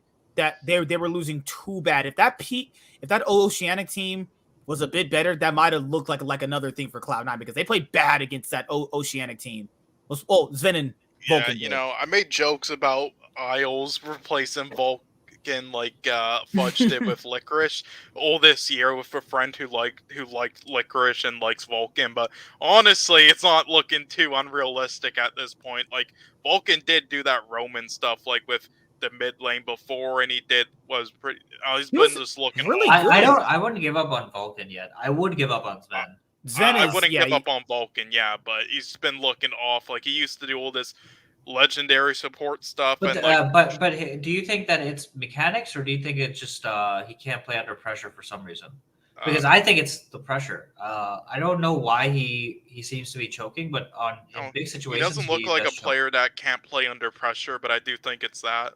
Yeah, I don't think that it's his mechanics or his skill. I think his skill is actually world class. Also, it's just like you can't, level 1 as Nautilus, you can't fight the. Oh yeah. Him losing got 1v1 by a Lulu. I was like, okay, dude, come on, man, this is. No, you just can't fight level 1. Like you have to concede the wave. Like I mean, everyone knows this. I know this, and I'm just hard stuck diamond.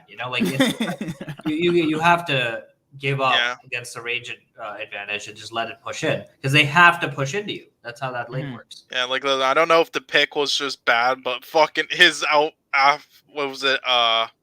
Sorry, what was the champ again? Alistar game with Rogue. Holy fuck, he missed. He couldn't land anything with that champ. Yeah, I agree. That game was all perks. I don't know if it's just a champ in the meta, but fucking whatever. I just don't get the Yasuo pick. What I want to see, but you have moments like that in game 1 where Genji, arguably make an overstep and push up too far and get aced, right? And they get Baron. that already tells you Gen G's not that good, though. If they're doing stuff like that against Cloud9, that's not any disrespect. They just played bad in that Yeah, moment. well, this is what makes everyone pissed, is that, yeah, Gen G's not good either, and they definitely could have easily beaten them. It's just their chemistry's been trash. Holy fuck. Anyway, get Sven out of here, alright? Just send him to Dignitas. Oh Send my PoE God. there. They both listen, they both belong there, and it's better. At least they're making money and doing better than like fucking Team BDS, alright? I was gonna say, dude, what if Cloud9 and Team Liquid do a switch? Tactical and Sven switch teams. No. Oh Lord. No, tactical. Dude, the fans would go fucking nuts. They'd be like, "Oh my God, why is this trash guy joining can our?" go to Brazil. He can go to Brazil. He can Oh, fuck off, no. alright? I mean, C9 can literally go for any ADC in the world, right? Like that's the bright side. That they're not limited to exactly, dude. Oh, that'd be so good for them. That Han would Sama be and Vulcan would be so good incredible. together. Yeah, I was never thinking understood either the Han Sama Sama or hate. Dago. Dago could also be. Yeah, Doggo, but I think he would go to TSM over Cloud9, though. Well, that's gross. You don't want TSM to be any. Yeah, color. I wouldn't want it either, but it's more realistic. I think him and Kai win more realistic, honestly. That's fair. Yeah, I mean, Han Sama would probably be my top choice, just because he speaks English. But Karzi is up there as well. Han Sama I don't or like Karzi. Karzi much. I'm sorry. But I mean, how Sven's been playing Karzi and Han Sama would be upgrades. You know. Yeah, well, you can't. Karzi is a better Sven, honestly. Like, you can't keep Sven anymore. Plus, I usually look at it like this when it comes to off seasons. 2 years are up, the player's leaving, and Sven's contract is literally up. What, at the end of this year, they're getting rid of this guy. Let's be honest, they're not keeping him. And that's the thing with Cloud9 fans. They're like, oh my God, let the roster run it back together. They're not running it back. You know the way Perks was talking in that press conference? They're not staying together after what happened. Did anybody watch that press conference? They're not staying together. You out of your mind. I think that the pivotal building block for C9 is keeping Fudge and a world-class mid laner. So those two have to be there. And I would hope that they keep Perks as a Perks fan and as a Cloud9 fan. I think Perks is very important. But if they give up Perks, you better be getting Jensen. Those are the only two scenarios. I don't know if I want Jensen.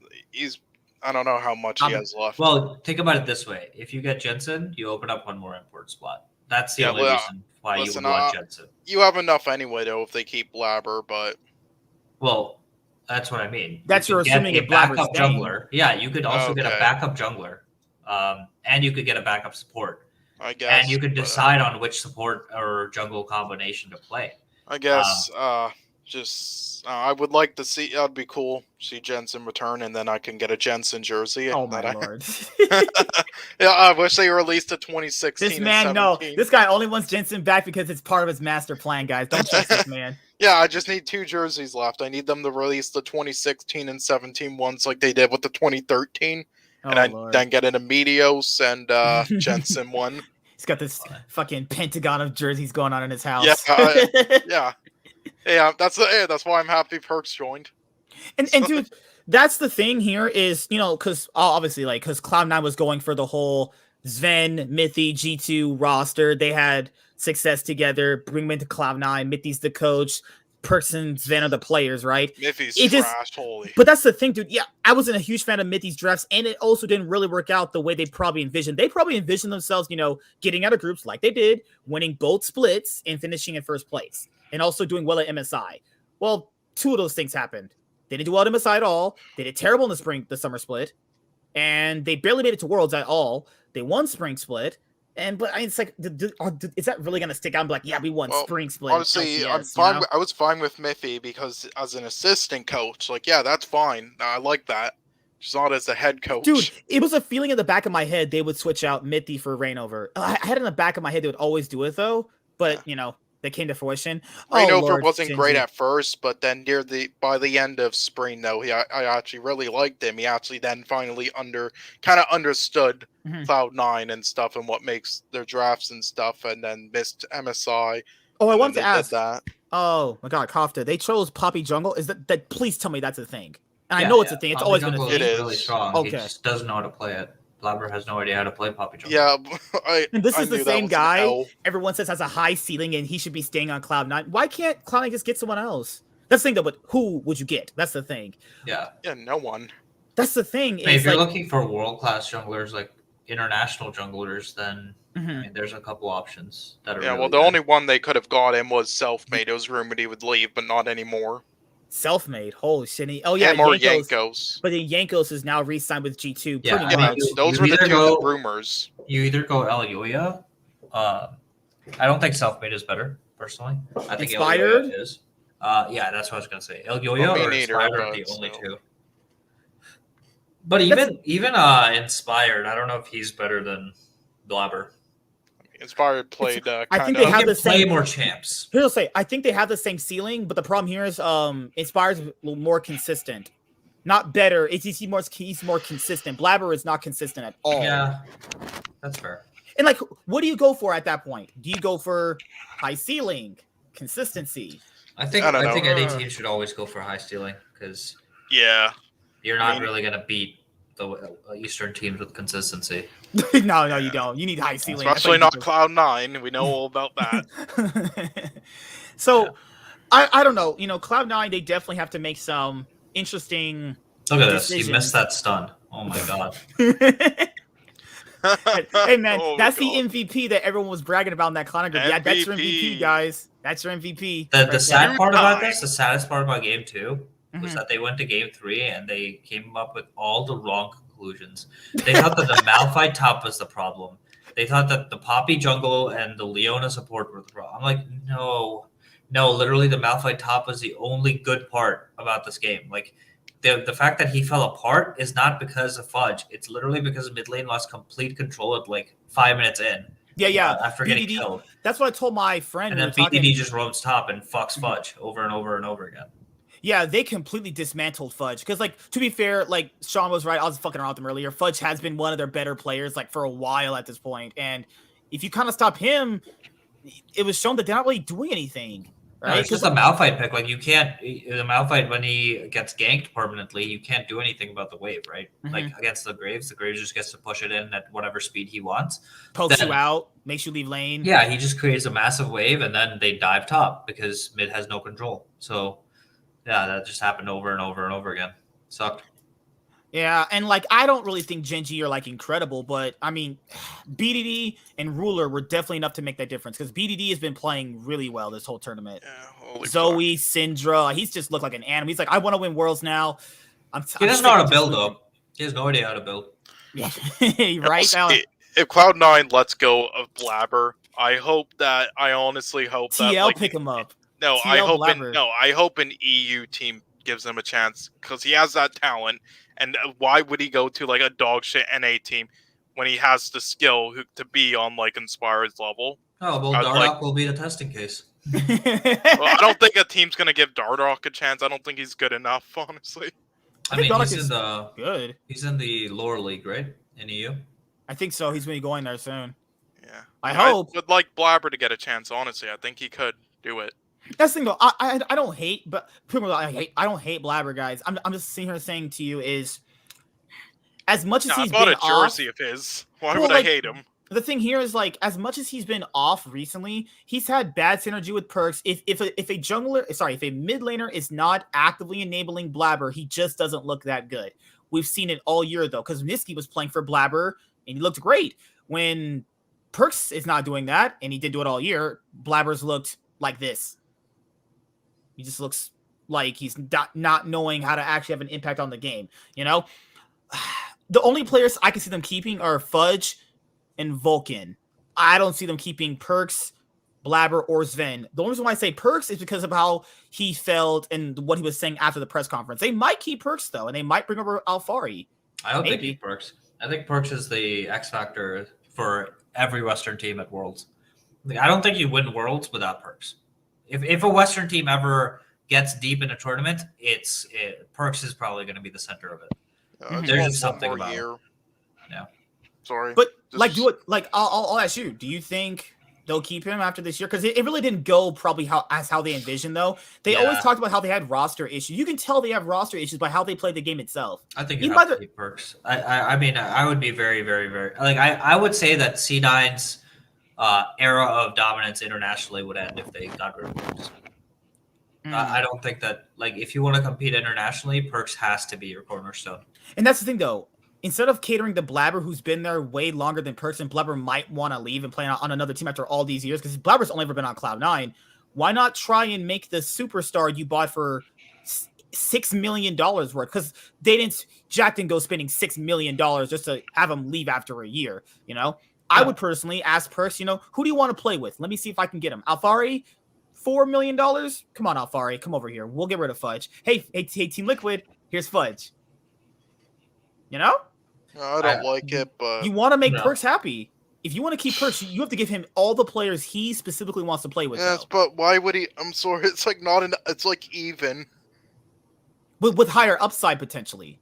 Yeah, and Fudge is younger. If Fudge ended up joining like TSM, they'd be pretty good actually. I would be so sad. I would be so fucking sad. I mean, lose my shit. I hope if he joined 100 Thieves, then yes. Then that's a fucking. I would love that. Alfari, I'm cool with 100 Thieves. Blabber, Vulcan, and NAADC. I'm down. Give me. Yeah, I'm cool with 100 Thieves. Honestly, I'd be cool with that. Because that's the thing, though. We know Jack is probably most likely. I'm just assuming, guys, going to cater to Perks more because he spent a shitload of money on him. Oh, I just thought of the most sick fucking play that Jack could make. You trade Fudge for FBI. Boom. All problem solved for C9. If FBI went to Cloud9, that'd be... No, there's no way 100 Thieves would trade FBI. But I'm saying if FBI for Fudge would be amazing, dude. Sven and who he bot lane? That sounds bad. Yeah, you literally combo package Fudge and Sven. You trade him for FBI, and someday, you tell someday, here's your check, goodbye. You get Alfari, and... Holy shit. TL getting Blabber. I think Blabber is the thing TL needs. No, I would hope that Blabber stays if we do. You think they would still keep Blabber after all these many years? Oh. We'll see. I mean, Blabber on Team Liquid. That's hilarious to me. That'd be actually insane. I mean, he played with Jensen. He was pretty good with Jensen. Jensen said he really liked the way Blabber played the game. Yeah, well, that'd be hilarious just to watch him on Team Liquid. I don't know why that just makes me laugh. See him in a Team Liquid jersey. You know, now that I think about it, I would like to see that because then Blabber would get to play with fucking Core JJ, dude. Oh, are you kidding me? Blabber, what if Vulcan wanted to leave Cloud9 and Cloud9 got Core JJ and they built their roster around Core JJ and Perks? All right, let me think. This is actually a fun exercise. What would be the best synergistic two teams you could create? Well, if you have a Blabber jungle, someone that is a top level support like Core JJ would definitely have to be there. So you have those two. And then your mid lane would have to be someone that's really good at control mages and really good at helping out the mid jungle rotations. So that would actually be Abadage, probably. He's the closest thing. Perks or Abadage, one or the other. And then top lane, you would need someone that's consistent, can do all the styles, but doesn't necessarily need to carry top. So that would be Fudge. And then your ADC would also need to be able to survive in lane by himself, but also carry if there's a bot carry meta, which would be FBI. I think that those five would be the best team in NA. Don't disagree at all. I think it's an issue here of that is, 100 Thieves. They just won their first title. So the only thing I could see them switching out of that roster, I'm being honest here, guys, I don't think they're switching anybody, which would be crazy, right? Because, Someday just finally proved his worth in winning at 100 Thieves, but he played bad at Worlds, but they would keep him, though. They keep him, though. There's a world where Someday could literally just be like the worst top laner on this earth in a split, and they would still keep him because narrative bullshit they're trying to go with. Do you think they would give Tenacity a chance, or do you think it's too early? TL closer. Hey, man. I don't know if he's quite ready yet. They would give him games. I don't know if he's worthy for a starting spot. Yeah. Do you guys think 100 Thieves can repeat their performance this year? If they upgrade their top lane, probably. They have a good roster. I don't think they're not bad at all. Unless they upgrade their top lane, I don't think they can, which is why I would expect them to make a play for Impact over the off season. I think that's what 100 Impact. It'll be so cool to see 100 Impact. Yeah. That's the thing. Like, there are 5 teams in NA that I think can actually Evil Geniuses are rumored to want to build a super team too. The issue is that every single team in the top 4 has a major weakness in one position or another. Cloud9 has ADC as a weakness. EG has both ADC and, in my opinion, mid lane as a weakness. Yeah. It's kind of a coin flip. 100 Thieves has a top lane weakness. Team Liquid, admit it or not, has an ADC weakness.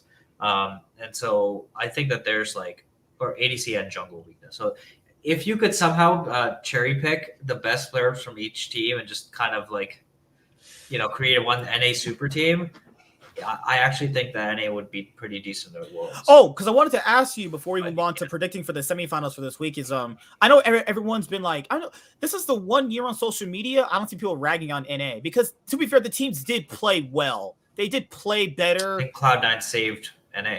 Again. Yeah. To be fair, even 100 Thieves and Team Liquid, they didn't look that bad. It's just not getting out of groups for Team Liquid and 100 Thieves still puts a sour taste in people's mouths. So it's yes, they didn't because some of these people are crazy, dude. The orgs owners are yeah, but we didn't get out of groups or win worlds. But your team didn't play bad though. It's not like you went on stage and just fucking choked every game. Well, unless you're Team Liquid. But I don't know. This year looked good. It's just I don't know. But it's this thing with off seasons. People always try to upgrade their rosters. It always happens though. Doesn't really matter what happened the previous year. It's about off season now. If you're Jack, you probably want to make Perks happy, and you give him Alfari. Hey, Perks. Hey, man, please stay. Yeah, Jack, you for sure have to keep Perks. I think that's the main play. Even though he was not, he wasn't necessarily the best player on the team. I think Fudge was, but. Yeah, I mean, it would not be a downgrade to get Alfari over Fudge. My worry is... Tell him to stop being a little bitch there. Oh, my God. It's just would TL want to buy out Perks, actually, and have Perks come over to Team Liquid? I think Perks for Jensen is a better trade than Alfari for Fudge. Because minus getting the same player, essentially. Minus you don't have import slot for your ADC. Right. So now you have an NA ADC. Yeah. And that's very scary because I don't think there's any good NA ADCs. You get the guy on FBI Immortals. is the only one. Literally FBI. Wait, you get the guy on Immortals. What do you mean? That guy sucks. What do you mean? 9 out of 10 of the players are NA ADCs, so yeah, they're not good. I mean, wait. No, I think NA's strength is actually ADCs. Honestly. Hey man, C9 stick say. Okay, no, I don't want to. Wait, which ADC do you think can perform internationally from NA? Because I can't. If he was consistent, Danny. There's Danny. I disagree. Yes, Danny, I think he could. Yes, actually. No, I don't think Danny's a top tier ADC. I think that he's really good on all ADCs like Kai'Sa and Tristana. I don't think that he can play hyper carries or lethality ADCs. Okay, but I think he can be good internationally, though.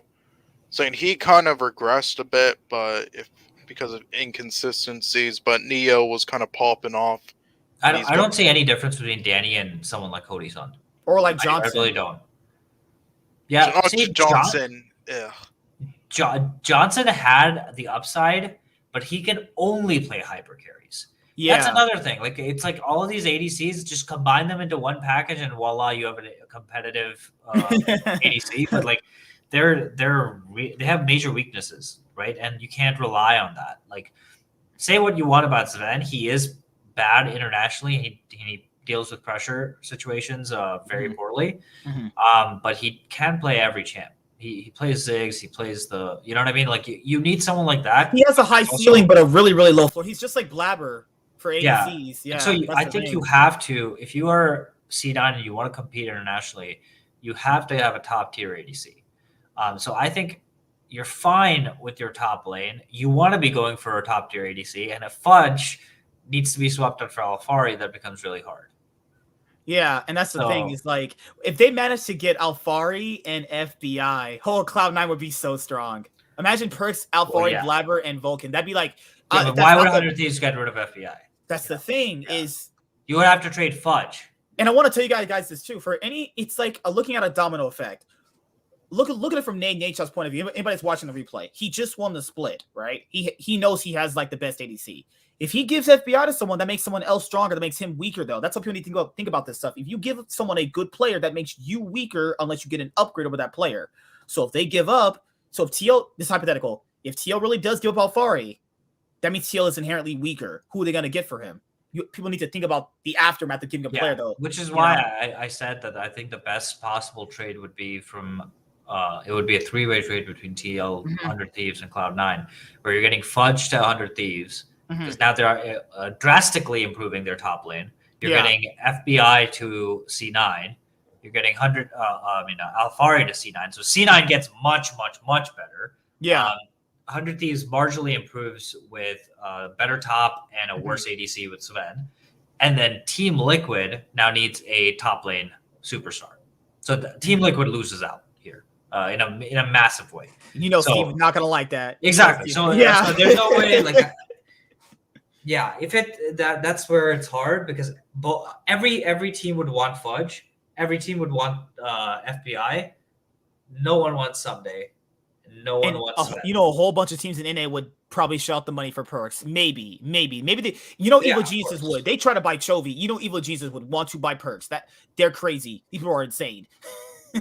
Or unless Cloud9 get Danny, I don't either out of Danny or FBI. I don't think there's any reasonable upgrades. Let's see. I wanted Danny honestly, but I don't know if EDG would let go of Danny. So I think TL is actually in the best position out of everyone, because they have legitimate superstar imports in Alfari and Core JJ, and they have arguably the best mid laner, or maybe second best mid laner in Jensen. And Jensen. All they need to do is, for the fucking love of God, they're the new TSM. They have to figure out their jungle, and they have to Tactical has to start becoming a much better ADC than he is. Like, those are the two positions that they've continuously struggled with. So if I'm Steve and I have a massive paycheck, here's what I'm saying, right? Let's say there's a potential that Alfari and Perks want to go. I'm looking at it particularly from a TL standpoint. You go to 100 Thieves and say, yo, Alfari for FBI. And then, Alfari Perks on 100 Thieves could be a thing. And you get FBI, and you then get a superstar top laner besides that. I don't know. That could trade Jensen for a top laner then. No, but the Jensen's the core, right? Because he's an NA. He's an NA resident. Wait, but you get in perks, aren't you? No, you're not getting perks. I'm saying you're getting. Wait, I got swapped around. Never mind. My bad. Yeah, you want FBI. FBI is the best ADC in NA. I'm saying, so would they get tactical as well in that package, or? Yeah, I would. I mean, yeah. If you get FBI, you just send tactical packing for sure. I think tactical is the more underrated person being top in the offseason, though, because he started off so strong and it's just gone to this shit. Sophomore slump. It's not even just. That's a stupid narrative. He's just playing bad. He's playing bad. He's played bad in every international competition, no? Yeah. TL didn't even have 4 players. Sorry, TL didn't have 5 players. They had 4. Tactical was playing for the other teams. That guy was playing. Wait, what do you mean? 2020, he did good. What? Wait, international competitions? No. For the group stage of Worlds 2020, he did okay. He did okay. What do you mean? He did good. What do you mean? You didn't see his Twitch games and stuff? What? He did. Yeah, wait. They got destroyed. What do you mean? Wait, his Twitch game, he got destroyed by the Leona Draven. Where not that one. Okay. No, he played well in week 2 when they kind of turned it on. But I'm talking about just he played well against. You're probably talking about when he played against those playing teams. I mean, those are playing teams, dude. It's just like, I mean, I don't really count that, I guess. I thought he played just good in general. He didn't play amazing. No. Well, if you're just taking 2020, then yeah, like he played good. But this whole year, it's been. Well, yeah, the entire year he's just been dog shit from lock-in to Worlds. Yes. Those Samira games, he was just running and just die in Fog of War consistently. Oh my lord, dude. All right, guys. Time to predict the Worlds 2021 semifinals. Who gets to the finals? All right, EDG versus Gen G. Gee, I wonder who will win. I mean, honestly, EDG didn't wouldn't have made it out if RNG didn't choke. So honestly, they have a chance if they can get their shit together. I think EDG can make the finals. Wait, you guys think that Gen G is the favorite?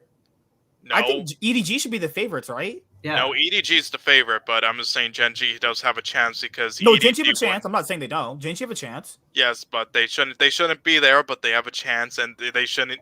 This shouldn't even be a conversation about if they have a chance. If RNG just weren't chokers, but yeah, I think that I hope it's not a fucking Gen G final, man. that would be so lame. Miserable. That would literally be a if T1 ended up making the finals, which I don't think there's a huge chance, but there's a small chance. If they made the finals, right, then T1 would have had to beat 3 Korean teams to win Worlds. If Gen G also makes final, how depressing is that, dude? You don't get to see T1 against any Western team, any Chinese team. Like what? That's yeah, so like dumb. the world's bracket is so off. Like I want to see variety matches when I get to the quarterfinals, right? Like this is so dumb, yeah. Like I know Cloud9 would have got their asses holes blown out by T1, but I want to see Cloud9 versus T1. You saw variety in groups, sort of. Were those? I don't know, man. Dude, World sucked. World sucked this year, and I thought World sucked this year, dude. Yes, NA did well, and so for that reason, I was happy that C9 made it out of the group of death or whatever. Yes, 100 teams and TL looked competitive.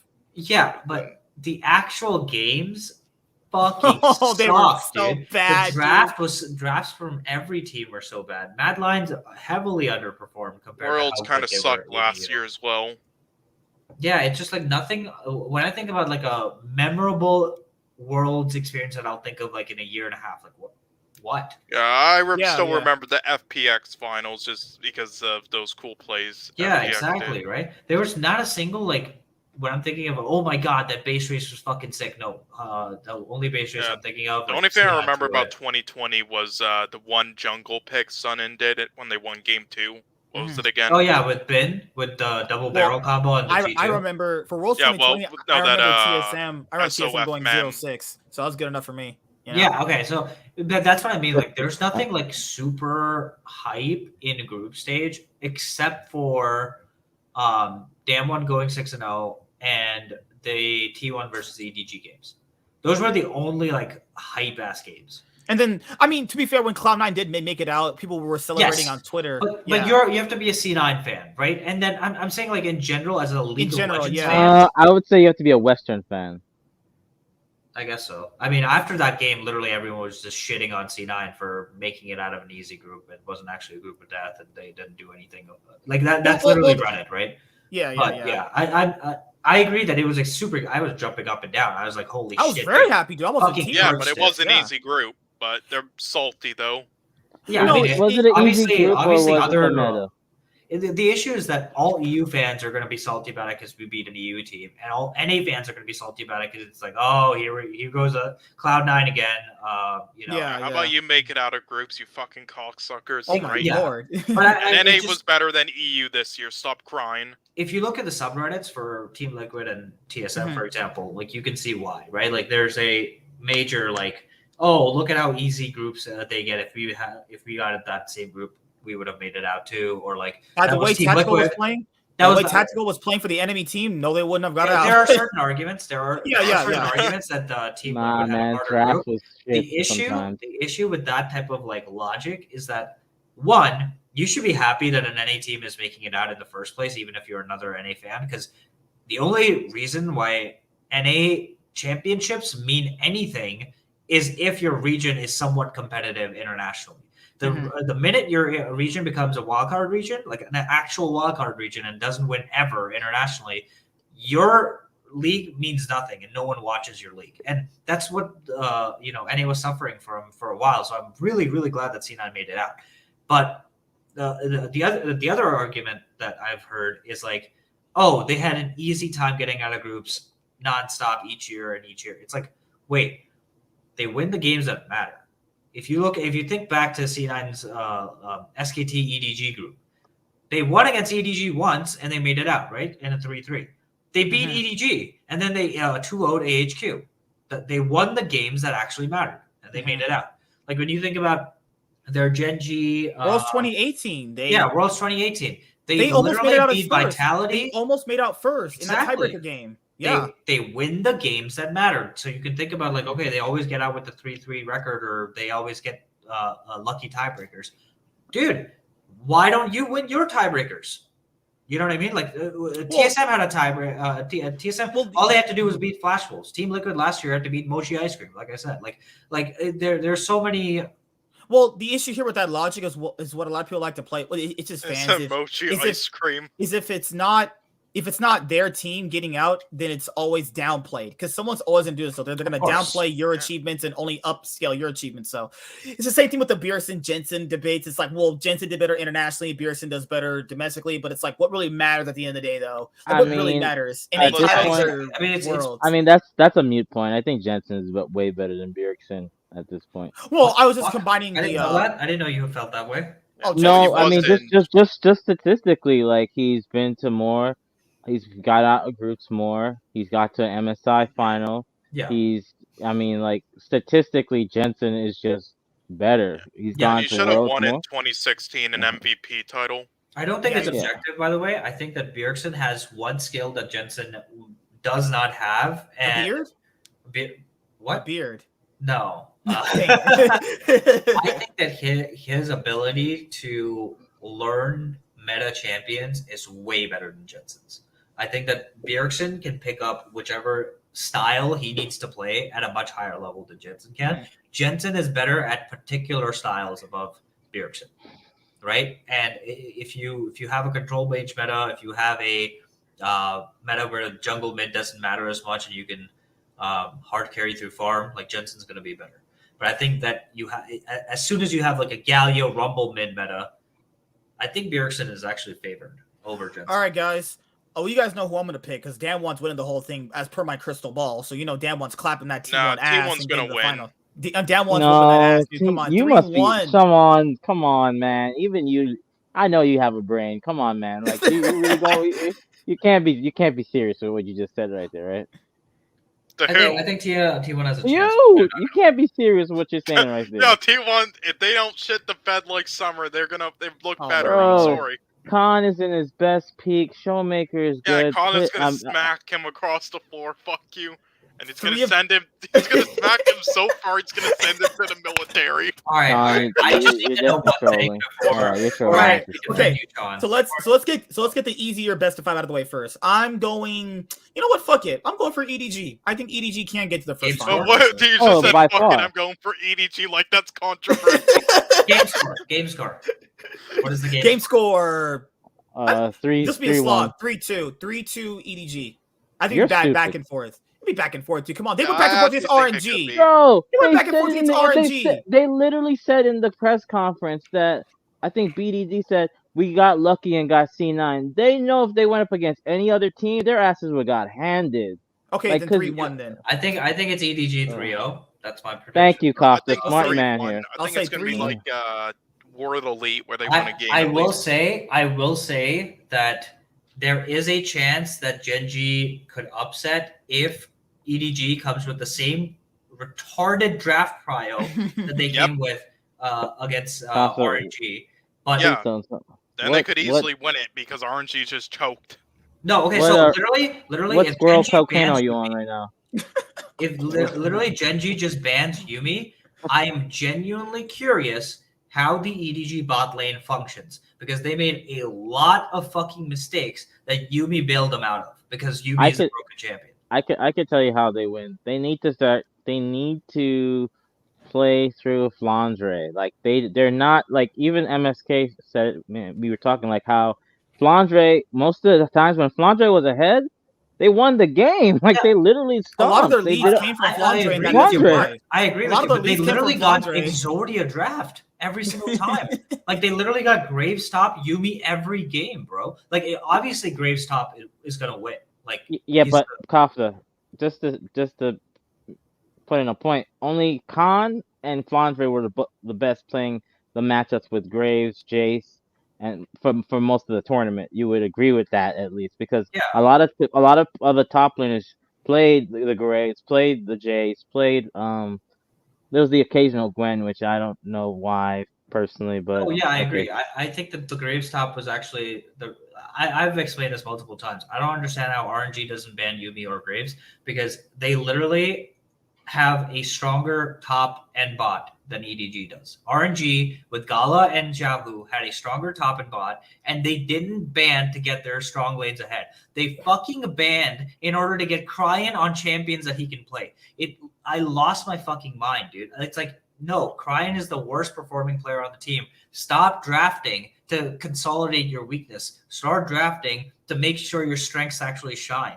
Like, you can't do anything against Yuumi. You can't do anything against a pushing Graves top. So that I think that if Genji attacks the Graves top and plays through their obviously superior mid jungle, they have a chance. However, I don't think that the chance is like wait. 30%. You're telling me 70, You're telling me BDD is better than Scout? In the early game, yes. In the early game, yes. They're pretty comparable. They're pretty comparable. As soon as Scout builds his second item and BDD into his second item purchase, Scout is better.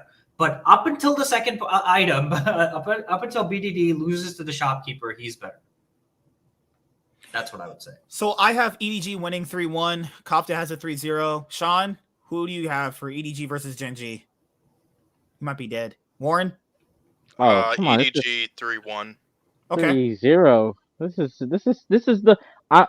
might be the hot. This is the most boring world I've ever watched. I was saying the same thing. I agree, but yeah, like, come on, this is whack. Like, look at the quarterfinals, 3-0, 3-0. The groups were whack. The tournament was whack. It was not a good series, dude. Also, fun fact, like I think Kofta or Sean pointed out, if T1 do win Worlds, they've only beaten Korean teams if Genji get through. That's this disgusting. is whack. This should never happen. Like, I don't care what the standings there should be a rule. When the quarterfinals comes, you cannot match up with the same region. Because that defeats the purpose of Worlds. I might as well go. Why don't you just go to LCK and play the matchup then? Why are you in Iceland? Why, like, really? Why aren't we in like LCK? We're like in the only LCK Autumn Invitational, dude. Dude, there's actually a legitimate chance that if Hanwha Life was matched up against this version of RNG, that we would have a full Korean. If Hanwha had topped their I don't think Hanwha Life is good. I think that RNG would have won. Let me make it but if Hanwha had topped their group, Lord. God. 4 LCK teams in the semis. No, they would face EDG, would they? No. They would have. EDG, Oh, no, there's actually no chance that Hanwha Life makes it. Because EDG wasn't playing that good. Hanwha Life wasn't playing good either.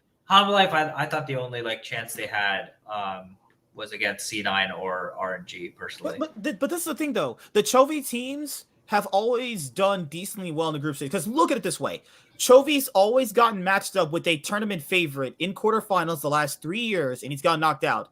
IG was a semi-favorite in 2019, right? 2020, he gets matched up with, Damwon, and he lost to Damwon. This year, he got matched up against another tournament favorite in Team 1. Chovy's always been getting matched up with tournament favorites in quarterfinals. Team 1 is not tournament favorite, dude. I don't. I can't because after seeing watching LCK, their highlights, and then watching some games, because unfortunately I had to dreadfully watch some of them. Oh my god! So play devil's advocate here, Warren. Like, if they do win, why do you think they win, and what percentage chance do you give them? They have a 30% chance of winning. No, 30. I think that's very close because I was going to say they have a 40% chance. I would say it's 60-40 Damwon, and I would say it's 70-30 EDG. Like, if you've seen Khan, he's not inting. This man is playing really, really well. He's like, I'm going to military camp. I want my championship. I am not going to int. And Khan is going to send him a trip to the military. So So here's the question: how does T1 win if they do win? Because I have a very solid answer. Okay, so I say the only thing and I think you're going to agree with this, Gumayusi and Kyria are better than Ghost and Barrel. I think we can agree with that. They have to get bot lane ahead. That's the only way they win. And we've been saying Gumayusi has been the best ADC the entire tournament. I mean, they have the best ADC. You want my answer, dude? It's actually the direct opposite. I think that Gumayusi wins lane on his own, And I think what they play is for hard fucking con. Like they give con the old SKT treatment, dude. Oh god. They just actually yes, I think that the one advantage that T1 has is actually Faker's playstyle at Worlds this year. So Faker, I don't know if you've noticed, he's playing for his side lanes, right? And he's playing to make his jungler enabled. I think that Faker actually will you have to ban Faker's TF and Galio if you want to play against T1. And I think but that he still has a Talia. Yes, but that's going to expose Kata for the counter pick. I think that's what they're going to do. I think red side is going to be the strongest between the two. And I think T1 wants to counter pick top lane. We'll see. I think it's 70-30. Honestly, for Damwon. I think this series is closer than the other one. No, this. Let's go. I'm sorry. Go ahead, 55-45. This man is trolling. This man needs to get off the friggin' bacon cocaine from Canada. Like, what are I don't doing? drink. Wait, You drink cocaine? You drink cocaine? No. I mean, I don't eat bacon. Oh, hell no! What, you eat pork? It tastes like ass. Holy fuck. Bacon is amazing. What the fuck? Actually, I eat fried salami instead of bacon. That's also bacon really good is too. gross. I love salami, dude. Salami's fire. But speaking of salami and ramen, what these guys eat, for Damwon, the problem here is if anyone watched the LCK finals, the one thing that kept him in that series was Faker when he was on a Azir like every single game in Rise. They did do bad against Damwon. The bot lane did okay, but Faker was the X factor and keeping them in the best of five. It should have been a 3-0. Yeah. And even with the troll draft they had, they almost beat them coming back. I'll say Damwon win 3-1. Damwon's winning 3-1. Kafta? Yeah, I would say Damwon's winning 3-2. But we get a really, really close one. That'd be like the first 3-2 out of another 3 out of what? I think this is obviously the finals, right? This is probably most likely the finals. T1 would lose to any of the other two. No, T1 would smack around EDG and Genji. It's just gonna be like that when they make the finals. I think T1 EDG would be the most hype final. No, EDG can play pretty good. I think they're adapting with each I think T1 and EDG is somewhat close, but I think T1 is better. But I would say that the hypest final would be T1 versus EDG. Wait a minute. You're telling me you think Kana is better than Flandre? Yes. No. What? Yes. No. Sean, you on coke? Wait, Kana is the best top laner in the world right now. Oh my god. Yeah. All right. Okay. Warren, who do you have for T1 and DK? 3-0. These are just 3-0s. I don't see any. This is not competitive. Sean did not watch LCK, did he? This is scrims. This isn't scrims. I watched DK. Wait, you watched LCK and you think that Kana is better than Flandre? Yes. Wait, why? Why? I think Kana has had low lows and high highs, and I think like the highest highs and some pretty bad lows, but I think right now he's just totally consistent, so... Wait. I beg your pardon? But did you see the games, EDG versus T1? Yeah. Well, to be fair, they both went 1-1. Yeah, but both games were stomps from both sides. Yeah, but top lane was pretty Flandre. Yeah, Flandre favored. I'm sorry. EDG in a best of 5 over BO1 is just a different monster. Like after watching are really good in best of 5 scenarios, dude. They're pretty strong. I don't know. I watched this RNG series, dude. They're ramping up, dude. Yeah, they're ramping up. Well, I mean, look what they did to FPX, but I still think the meta. I think it was a combination of draft and meta. Like some of those picks are like, what? What are you guys doing? This is not the FPX I saw. I think that, yeah, dude. Okay. FPX falling apart was the saddest thing I've ever seen in my life, dude. But anyways, that's a separate topic. I'm not going to bring it up. Right. But I think that EDG is the third best team at Worlds this year. What? The second? What's wrong with you? I think T1's better.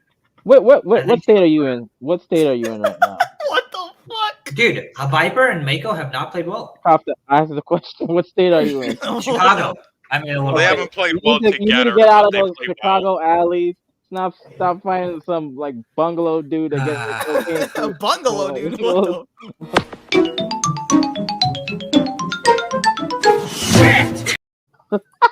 What the? Jesus Christ. but yeah, guys, that's who I have. I have EDG and Damwon making the finals, and then Damwon will win because I will have gotten Worlds predicted correctly right 2 years in a row. Have we So done our Damwon has to predictions win. for the T1 DK series yet? I have. I'm going 3-0. Yeah, I said 3-1. 3-2 for me. Warren was 3-0, and it says you 3-0 for T1. Okay, You're fucking delusional, man. Yeah, man, it's crazy. This guy is just these hot takes. 3-2, 3-2. Okay, he's like, I Yeah, have to take that you'll one have back. to guess what team I'm going for. This guy's delusional Sundays like takes like I don't know. Listen, Con is I gonna do fucking think- get Con. Warren, you have to admit that a team with Faker always has a chance, though, right? Okay, I Yes. am. No, listen, Faker coming back to Worlds and getting to semifinals is great. I applaud him, but like, if we've seen the way Showmaker has really stepped up, Khan has really stepped up. He's played his champion pool has been like an ocean. He's played the counter matchups. He's played the weak side matchups. I think he get a penta. Damn. I'm not even sure if he got a penta. Khan's the only player. Yeah, Khan got a penta. Yeah. Yeah, Player Khan got a Worlds so far this penta. year. Like this man must have took some Superman juice because he must have played Squid Game because he doesn't want to die. Like he wants to win. Like I don't. He's I gonna don't clap know. Khan. Remember the last time he played up against Kana where they had that Camille versus what's by the the way, scissor girl's name? Gwen. Gwen. Remember how they had the Camille versus Gwen matchup and Kana would use his ult and then Khan tricked him and he Hextech ultimatum then just killed him. It's like, dude, Khan's gonna stuff this kid. Like it's not even fair. No. Listen, I you don't don't- understand what he was doing there. Like he legitimately thought he was beating Khan and then Khan just one-upped him. Like it's I don't know. I think T1 will put Listen, him in the listen. Kana was just mind tricking him. All right. And with that, we are going to be heading out of here. Yeah, by the way, Kofta, how was Squid Game? I saw your performance. Oh, wait, what? This Oh guy's This guy's nerd man for the league stream. That's what he is now. You You know, saw my I- performance? What is that? I'm I- so Yeah, for confused. Squid Game. Yeah, I loved episode 1 when you saved that guy, the main character. Oh my fucking god, dude! This guy's That a was like crackhead. that death was the most tragic death in all. Like Squid Game is my number 3 TV show of all time right now. Oh, my I will Lord. say that I hope after, and this is because you're about to end the stream. I hope that the Riot comes up with a new format for Worlds because this, like, add a lower bracket, add a double limb, send like the team that lost to the bottom bracket. Dude, This is just whack. I'm sorry, this is I've whack. sent a proposal to Greeny twice. Obviously, nothing is happening because I just talked to him on Twitter and I'm a rando. But I've literally told him, like, can you please fucking just have EU versus NA preliminaries for Worlds and just make that the Western play-in? You know what I mean? Like, how sick would it be if you just had 6 seeds from the West, right? And you had to fight for them between NA and EU before you made it to Worlds. I'd like that, but it would turn Right. into Rift Rivals, kind of. Yeah, just do Rift Rivals as a preliminary competition before Worlds. It would be Rift Rivals before, like during or before Worlds, but with actual stakes on the line. Yes! So it matters. Yeah. Right, and then you would actually have a Western competition before you had your international competition, which would make like But that's the like NA bringing back versus EU IM in a bullshit sense. that always happens at Worlds is the most tilting thing ever because it's like we don't actually know if NA is better or EU is better. It just they're placed in random Well, groups. if we did that this year, then it would be 3 NA teams. So right. I Oh, mean, also, maybe- do you know what do you know what I think is a real detriment when they actually? Oh my god! And like I didn't mind it when they announced because like they did deserve it because the LPL and LCK deserve for winning like nearly all the worlds. They giving them that extra team it's been shown now that this Worlds has proven anything. Giving them an extra team is not a good thing. They literally are stomping people. LNG they also not look bad. They were actually beating the fuck out of people. yeah. If they had a made it different out. mid laner, if they had a different mid laner, they make it out. That's for damn sure. yep. LCK got a 4th seed who was an 8th place team in summer won a few best of fives and got to Worlds, and they also made top 8. Oh, You know how crazy that sounds? That team shouldn't even Hanwha. been Yeah, here. Morgan got the top 8. I mean, Hanwha overachieved. Like they overachieved way. They I finished really hope 8th. Chovy leaves. I really He hope will. Chovy leaves. As per his record, he leaves every year. Yeah, Nah, Those- Hanwha why does he keep Hanwha going to has these money, dog shit bro. teams? Dude, he's going to a freaking No. freaks to play with Bang. No, Hanwha has money. They can. I think what Hanwha's gonna do, they're gonna get rid of Morgan, get rid of Willer. Well, they Death. do have money, so why didn't they keep Viper? What the fuck? Just didn't True. work out.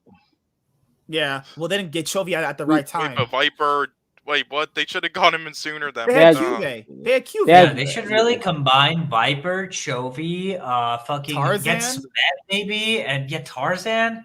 I feel like Yeah, that would be a oh. pretty Yeah, That sick. guy's well, I wonder if locked that has happened before. Yeah. No, I don't think so. Now, forget it. We're just delusion. Yeah. It was crazy. 3 of the Griffin players all made top 8. It's fucking crazy, dude. On different teams. It's disgusting. So, hey, man, it goes to show you, it was just CV Max. CV Max was putting out the fucking paddle and getting the ramen out to, beat their asses and win games. So, I wish that he would come to the West, dude. Save the fucking West from itself. with the fucking Dude, beatings, they're not gonna take that well with the West. Look off the I mean, what got me upset was that 100T shows up the second week and could have easily gotten out. They could have gotten out that group. Dude, it's That's classic fucking NA first seed. Always losing the pressure games and then getting one Winning win when that the doesn't pressure's fucking off. matter. Yeah. It's just a classic NA, and that's why I don't like 100% blame them because they didn't have their jungler. It's for the kind of the longest same time. thing with second but- seed as well, a bit. Mm-hmm. No, but yeah, I think that's the issue with any non-Cloud9 team at Worlds ever, dude. And that's why I understand that. Cloud9's I'm a Cloud9 always fan. the outlier when it comes to Yeah. the performances, though. It's just no. It's not even like they don't even perform that much better. It's just that they don't roll Choke. over and die every Yeah. single time. They Even at in that least go Genji for game, it. even in that Genji game too, where they're getting completely stomped, they still kept trying to look for plays.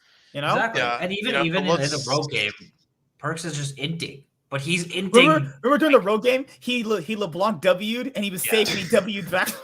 Holy shit, dude! And then he Yeah, won let's- the game when he killed Odawamne, dude. It was insane. Odawamne has been too heavy to carry. That guy's too heavy at this point. You can't No, deal you with just that need guy. to retire. You need to retire. he's gonna get a big retirement on doing. I don't know what he'd be doing, sucking dick on the side. I don't fucking know what he'd be doing. Yikes. Yeah, take away that time TSM made it out of groups because TSM Svenskar and basically won them that. Right, now if Cloud9 was So the that's what you're EU saying, basically, is LNG tactical. Mad tactical is winning those games. Yep. I hope to God TL. I can't wait for off season. I hope to God TL gets rid of They already announced it. They get rid of Centaur. Well, rumored, obviously, but you know, Yeah, but his contract's up. tactical is so bad he should just be in academy next year. All right. Who would TL? What if TL just get my God, Carzzy? Mash? Get Mash. Hey, it would be an upgrade. Fuck. Did you see him? 11-1-11. That guy's been playing since 2011. What if respect. Team Liquid got lost? They would be lost in the standings because Oh my they'd be God. fucking like No, last respect place. to Mash though. Fuck, he's been playing since 2011, and same thing Diamond. Diamond's been playing since 2011. Oh God, dude. What about if TL got Apollo? Here we go. Oh fuck, hey, that would be Apollo, hey, That's the most actually, embarrassing duo ever. How do you play like almost what was it? I think 1,500 games and you have never made worlds.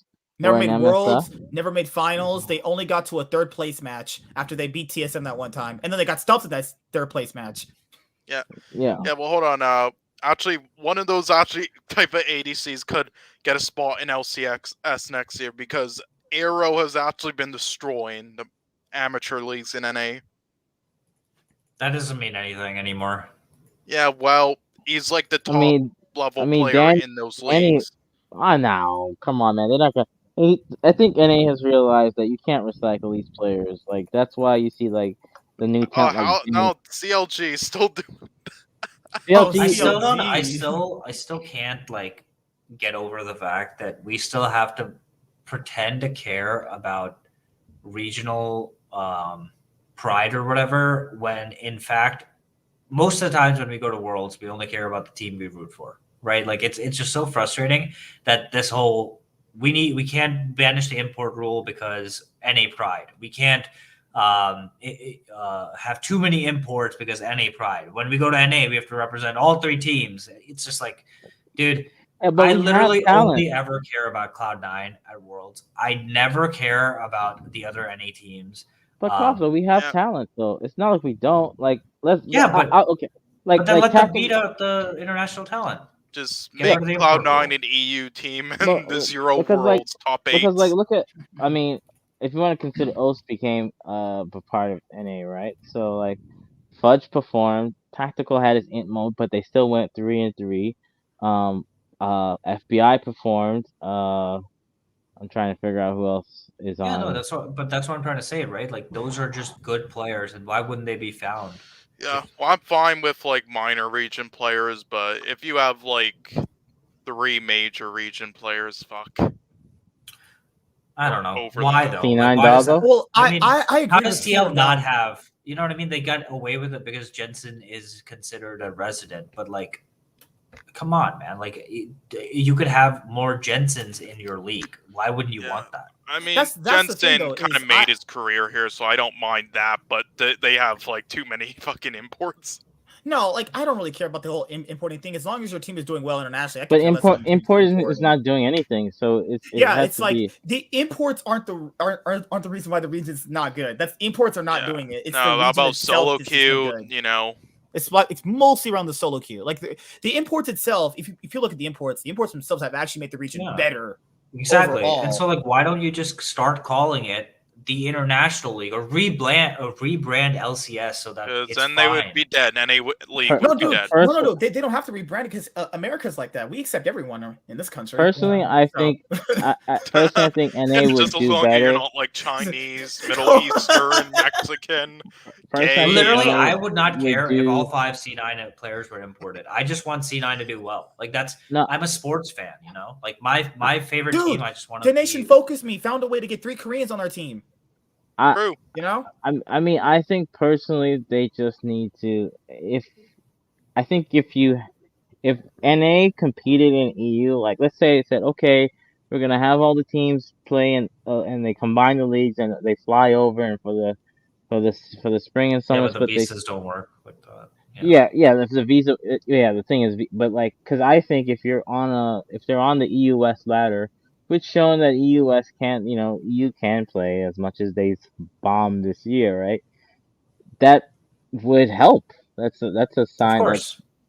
Boot camping, I think, is useless because the reason I say it's useless is because you do it for a month and then you come back. So what are you really gaining from the boot camp? Yeah, I did exactly. Like I don't like the boot camp stuff. It's only worked with Sven and Vulcan from recent memory. The boot camp only works when you're in it while you're at the international tournament, not during the off season, in my honest opinion. I mean, I think it worked with Sven and Vulcan, honestly, but that's about it.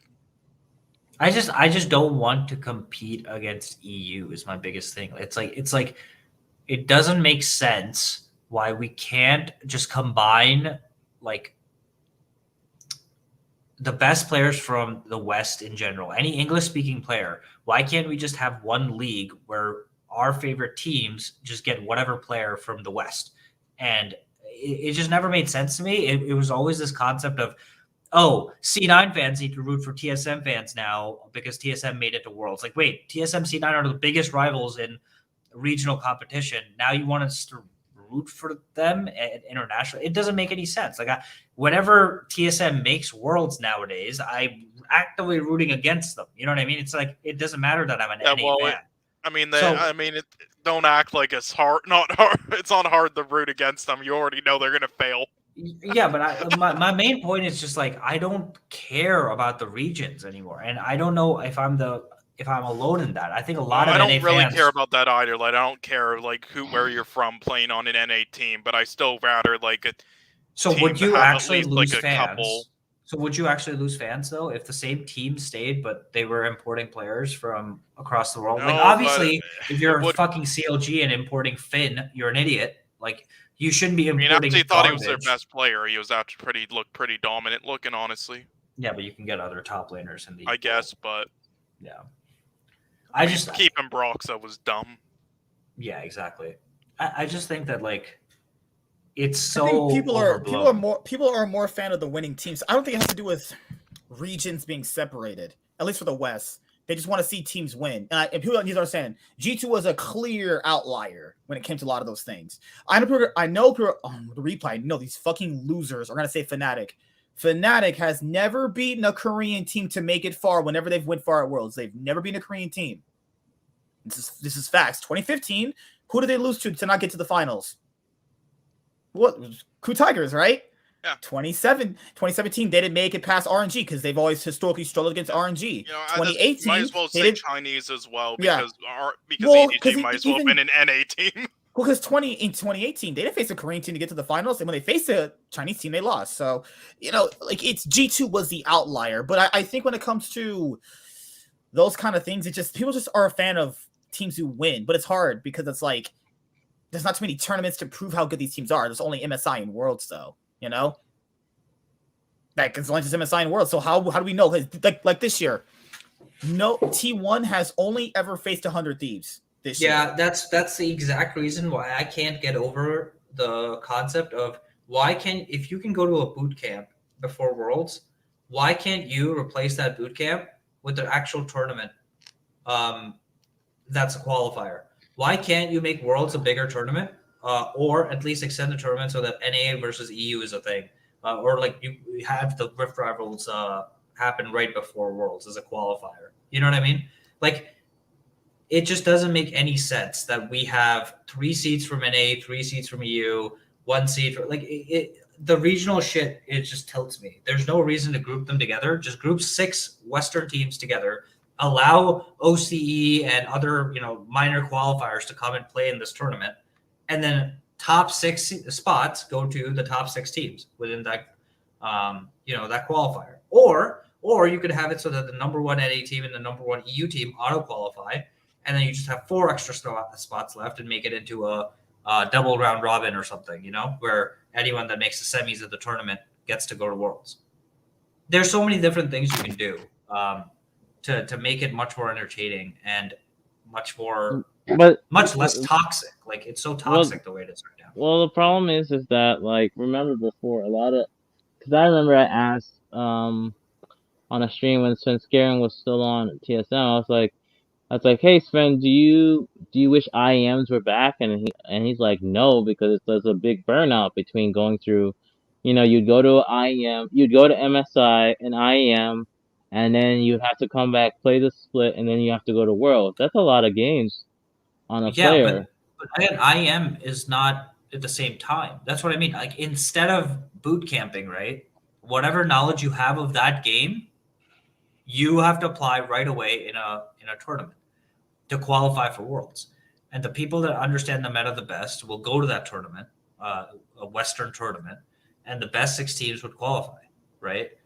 Like, that's what I mean. Like, you could even cut into some of the NAEU playoffs and just have a slightly, like, maybe 2 weeks or 2.5 weeks to prepare. And then the tournament starts, it's 2 weeks long. And then the qualifier of that tournament goes to Worlds. You know what I mean? I just don't like that we have NA playoffs for 3 seeds, and then those 3 seeds go to an international tournament where those 3 seeds might never play against the 3 seeds from EU. Or there's this constant Reddit bickering about, NA greater than EU greater than NA. When there's literally no actual evidence to show one way or the other, because they never actually compete against one another in a best of 5, right? Like, so this would satiate all the Western fans who could never beat Eastern teams anyways. And then once you get, like, for bragging rights, and then once you actually get to the world competition, then we can all get shafted by the Eastern teams. And it would be a collective, bonding experience. But, like, that's what I mean. Like, there's no regional shit. You just want to see your team play against similar competition, see how they rank up against, like, international competition, and then do their best. Well, you're offering your Western teams like Cloud9, TSM, whatever, they're getting exposure to competition in tournament environments before Worlds even starts. That's a positive. You're getting your West versus West matchups. You get to see C9 play against Fnatic, and you get to see TSM play against Rogue, and things like that. And then once you have your best 6 teams from the West qualify, you actually get to see them play against the Eastern teams. You would have the same exact competition from Korea versus China, right? To see which best 6 teams qualify, or maybe they get more seats or whatever, right? But it would actually be interesting in that sense. Whereas like right now, it's just a bunch of best of ones. You don't actually know if TL is better than Mad Lions, or Mad Lions is better than TL, or if Mad Lions is better or worse than C9. You don't actually know because you never got to see the best of 5 between the teams. So it's just dumb the way it is right now. I don't want to see Hanwha Life play T1 in the biggest tournament of the year. I also don't want to see matches I've seen all year. I've seen what T1 versus Hanwha Life looks like. It looks like when I try to talk to a girl. That should look terrible. It's like bad. It's just so dumb, man. Like I saw EDG play RNG so many times. I don't want to keep watching this, Yeah, and it always delves into a fiesta. Like they're not even playing macro at that point. They're just trying to see how many times they can fucking kill each other or build a fucking Great Wall at China or some shit. One minor region teams haven't made it to group stage yet. Again, it's Oceania and Latin America. Is that it? Well, see, So me and my friend were talking, and we were like, well, I said, why don't they just make another group of like a 4th NA team, a 4th EU team, and maybe 2 more wildcard teams. You know what I mean? Maybe that might give World some more variety, but we know Riot's not going to change it up. The system works for them, and they're going to keep it the same. I'm telling you, they need to copy the TI format from Dota in the tournament. Yeah, that would be great. Literally, if they copy the TI format, and it boggles my mind that I don't understand how Riot Games over 8 years can't make glass covered stations like TI, where you go in and you don't hear anything from the outside. That boggles my mind too. But they just need to do. They've already experimented with the double elimination in EU and NA, and even in LPL. The only region that still has a gauntlet right now is LCK. Right now, I think even PCS has a double elimination. So clearly, the double elimination is showing that that's how Beyond Gaming made it to Worlds. So if they incorporate that into Worlds, maybe into the playing station, you get more games, which people want. You get maybe you never know. RNG gets dropped down to like the lower bracket, and then they make the run all the way to the finals. You never know. So that's how I feel. But Sean's chewing on his puck. No, yeah, guys. I don't know. C9's gonna win Worlds next year, just like my dad's gonna come back in my life. So I just want to see TSM news. I just want to see news this year. The best thing about last year was at least watching TSM go 0-6. That it brought me joy to my life knowing that happened. You know what I mean? As long as Cloud9 does not make it out of groups, make it into semis, I'm fine. I don't care. Well, they already did. So. Well, make it to semis again. Oh, they had to prove it again because the first time was a fluke. Oh yeah, apparently. First time was a fluke. If they beat Gen G, it would have been a fluke because it would have been the luckiest group draw, and also the getting out of groups was a fluke because they beat FBX. If it wasn't for their chemistry being trash, they would have this year. They've only made it out of groups 6 out of 8 times. 75% piss low win rate out of groups, like. Yeah, and those other 2 times they were close, honestly. Just one time they were put in literally an impossible, like 2 of the best of 1 teams of all time, honestly. All I'm saying is they've made it out of 3 group of deaths so far. So yes, and then the other time was literally when they had like high jungle, literally that gauntlet run, and they still almost made it out. Yeah. That was as impressive as making it out. Well, I'm calling it right now. You want to hear it? What? TSM bot lane is going to be Sword Art and Power of Evil. Okay, Sword Art's are already gone, you dumb fuck. Sword Art's not gone. What are you talking about? Oh, did you not hear the rumors? No. He signed on. I don't know about this either. They said he's leaving as well. Among the 3 players that want to leave. Well, not with them, but. It's Alfari, Perks, and Sword are among the big players potentially leaving the LCS. I mean, 1 second. I'm gonna reply to this person. I'm in this room in just a moment. Yeah, he's gonna go to China again. I mean, I mean, I wouldn't be if that happens. Then I wouldn't be surprised if they get Treats back over here, because of his performance in. Treats is not going the shitty TSM after how they treated him. I mean, Dude, Broken Blade and Treats were both such studs. Holy shit. Why would It's they actually play insane. Biofrost? they brought What back, they did was but horrible. Yeah. but Sean, it's not like they haven't brought back people. So you make it sound like that's out of the realm of possibility. Listen, Treats deserves better. He can go to G2. Why I would can't believe what? they got rid of Broken Blade. They That's would- the bigger atrocity to me. He was so good, dude. I think it was just his contract went out. He was there for 2 years. I mean, you don't think he stays on TSM if they extend the contract? You don't think they intentionally went after Hooney? No, I think they no, intentionally went after Hooney instead of Licorice, Impact, or Broken Blade. no. They tried to, but Impact wasn't expensive. The old bastard. He wanted like a lot of money. Like Yeah, that's what I but that's what I don't like. According to Travis, they could have gotten Broken Blade back, but they wanted a native NA What a top laner. dumbass. And he was going to be a resident soon anyway. Fuck. Yeah, Oh, it's well. unfortunate. Oh, by the way, if any of you guys want to play in a League of Legends tournament, 12 team tournament, let me know. Oh, sure. I can pull out my, what's my best champion? Maybe my, bronze Poppy. You're I'm you're gonna put trying, up a $200 prize. I can play a Alright. mean Yeah. Yorick, and what does that get me? you're gonna play a crying Annie. Oh shit! Oh Yeah, let's just form the shittiest team in that Dude, tournament. Sir, let's RNG, join. you know, crying. Watch that LS video. That man picked Annie. Holy shit, that is sad. Please don't watch analyst, guys. Don't watch analyst videos. I don't on understand suggestions. why Please he don't. just didn't go with Talia instead of Annie. Hey, he did win a game on it. No, because LS is a god, dude. Why would you not trust LS's analysis? No, like I don't understand. Talia got buffed, but yet no team except I think one team played I think Talia. Blabber in the played it. mid-game. Blabber played it, I Blabber- think. One person played mid, don't and I think think one so. person played. I think Talia is actually. She's been getting buffs, periodically, and like it's a global. Like people forget that Talia is a global and sets up a lot of, pressure, and she does a pretty good damage too for a mid-range champ. So, and I don't know, she has jungle set up. I don't know, she's just a good champ. To me, it's a pick that people should explore, but maybe they don't know. Oh, no. I told you about it, Amateur. didn't I? I thought Talia was gonna be so OP this world, but only Tarzan played it and he fucking sucked on it. So I guess I was Yeah. wrong. I thought AP junglers were like Fiddle and Talia were gonna be so OP. I thought so too, but Yeah. did you guys claim your 650 RP? Oh, because I could What do you give mean? 2 shits. Oh, From dude. your I can't Prime support Gaming? right. I can't support right anymore. That's supporting the white man. Yeah, I can't do that. That's too bad, though.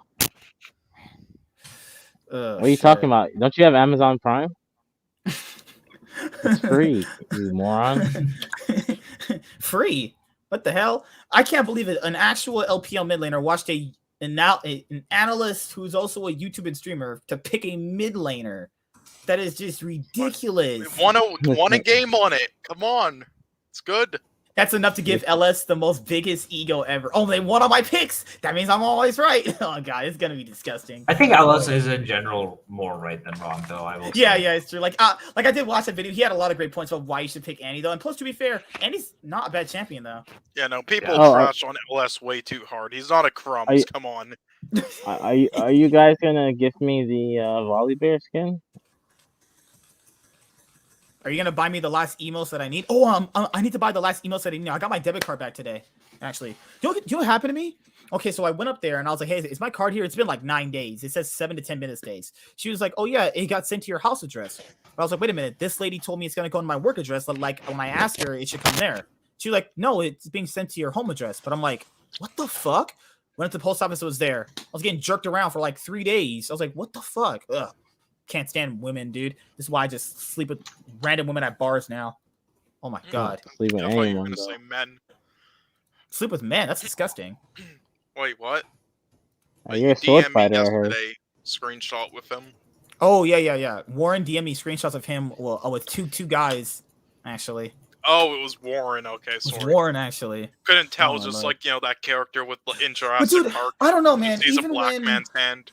Even when play-in started, Worlds just didn't have any hype to me. Like, I don't know if you guys felt the same way. It just felt like Worlds didn't have any hype when just dog shit. play-in started.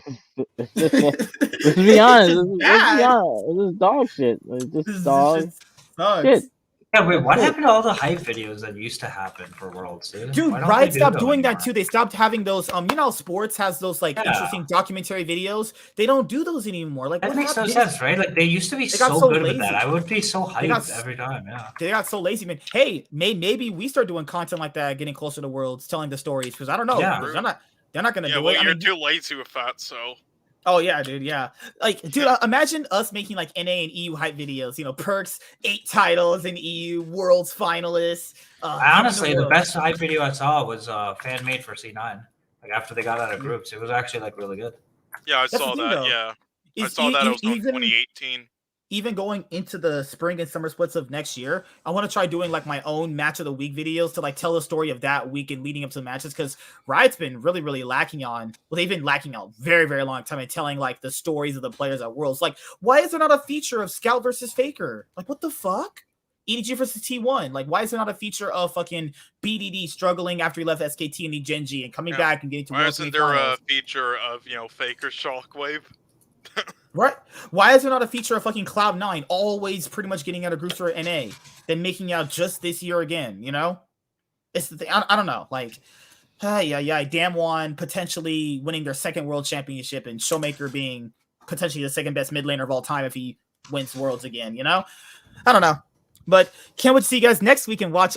Damwon's gonna win Worlds, man. It's gonna feel so good. If see.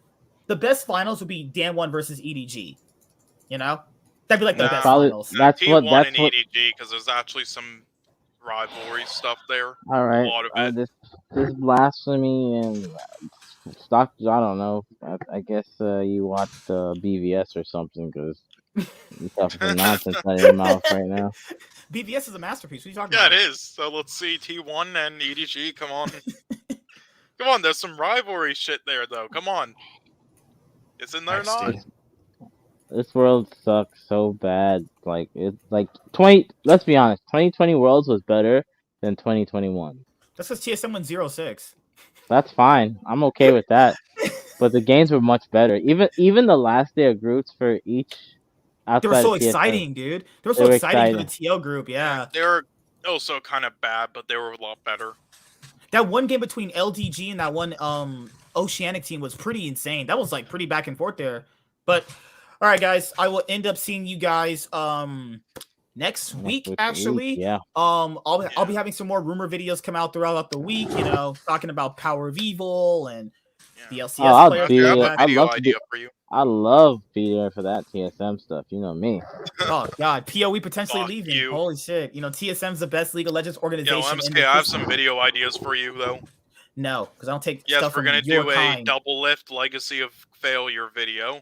That would, if he sees that video, go Lord, I would. Yes, and then we're gonna do a video of we're gonna do the Cloud9 perks introduction, where he's like, says hello, you know, the welcome perks video, and then he's like, watch me, and then you remember the clips they showed of him like owning Faker and everything. Then it's just gonna be the dog shit clips like Renekton in 07 and Game 2 of Genji, just those highlights instead. Well, you guys have a great night.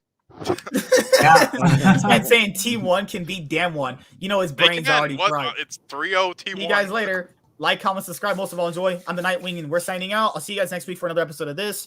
And peace. Yeah, there'll be videos throughout the week. You know, Power of Evil leaving TSM. Ah, yes, TSM with no mid laner. Yeah, yes. and Faker leaving T1 for. Okay, you're a crackhead. C9 sucks. You crackhead? Are you getting sucked off right now? This man's getting sucked off by his horse. He's getting sucked off by his fucking dog or some shit right now. Oh my god. That was horse. Nice.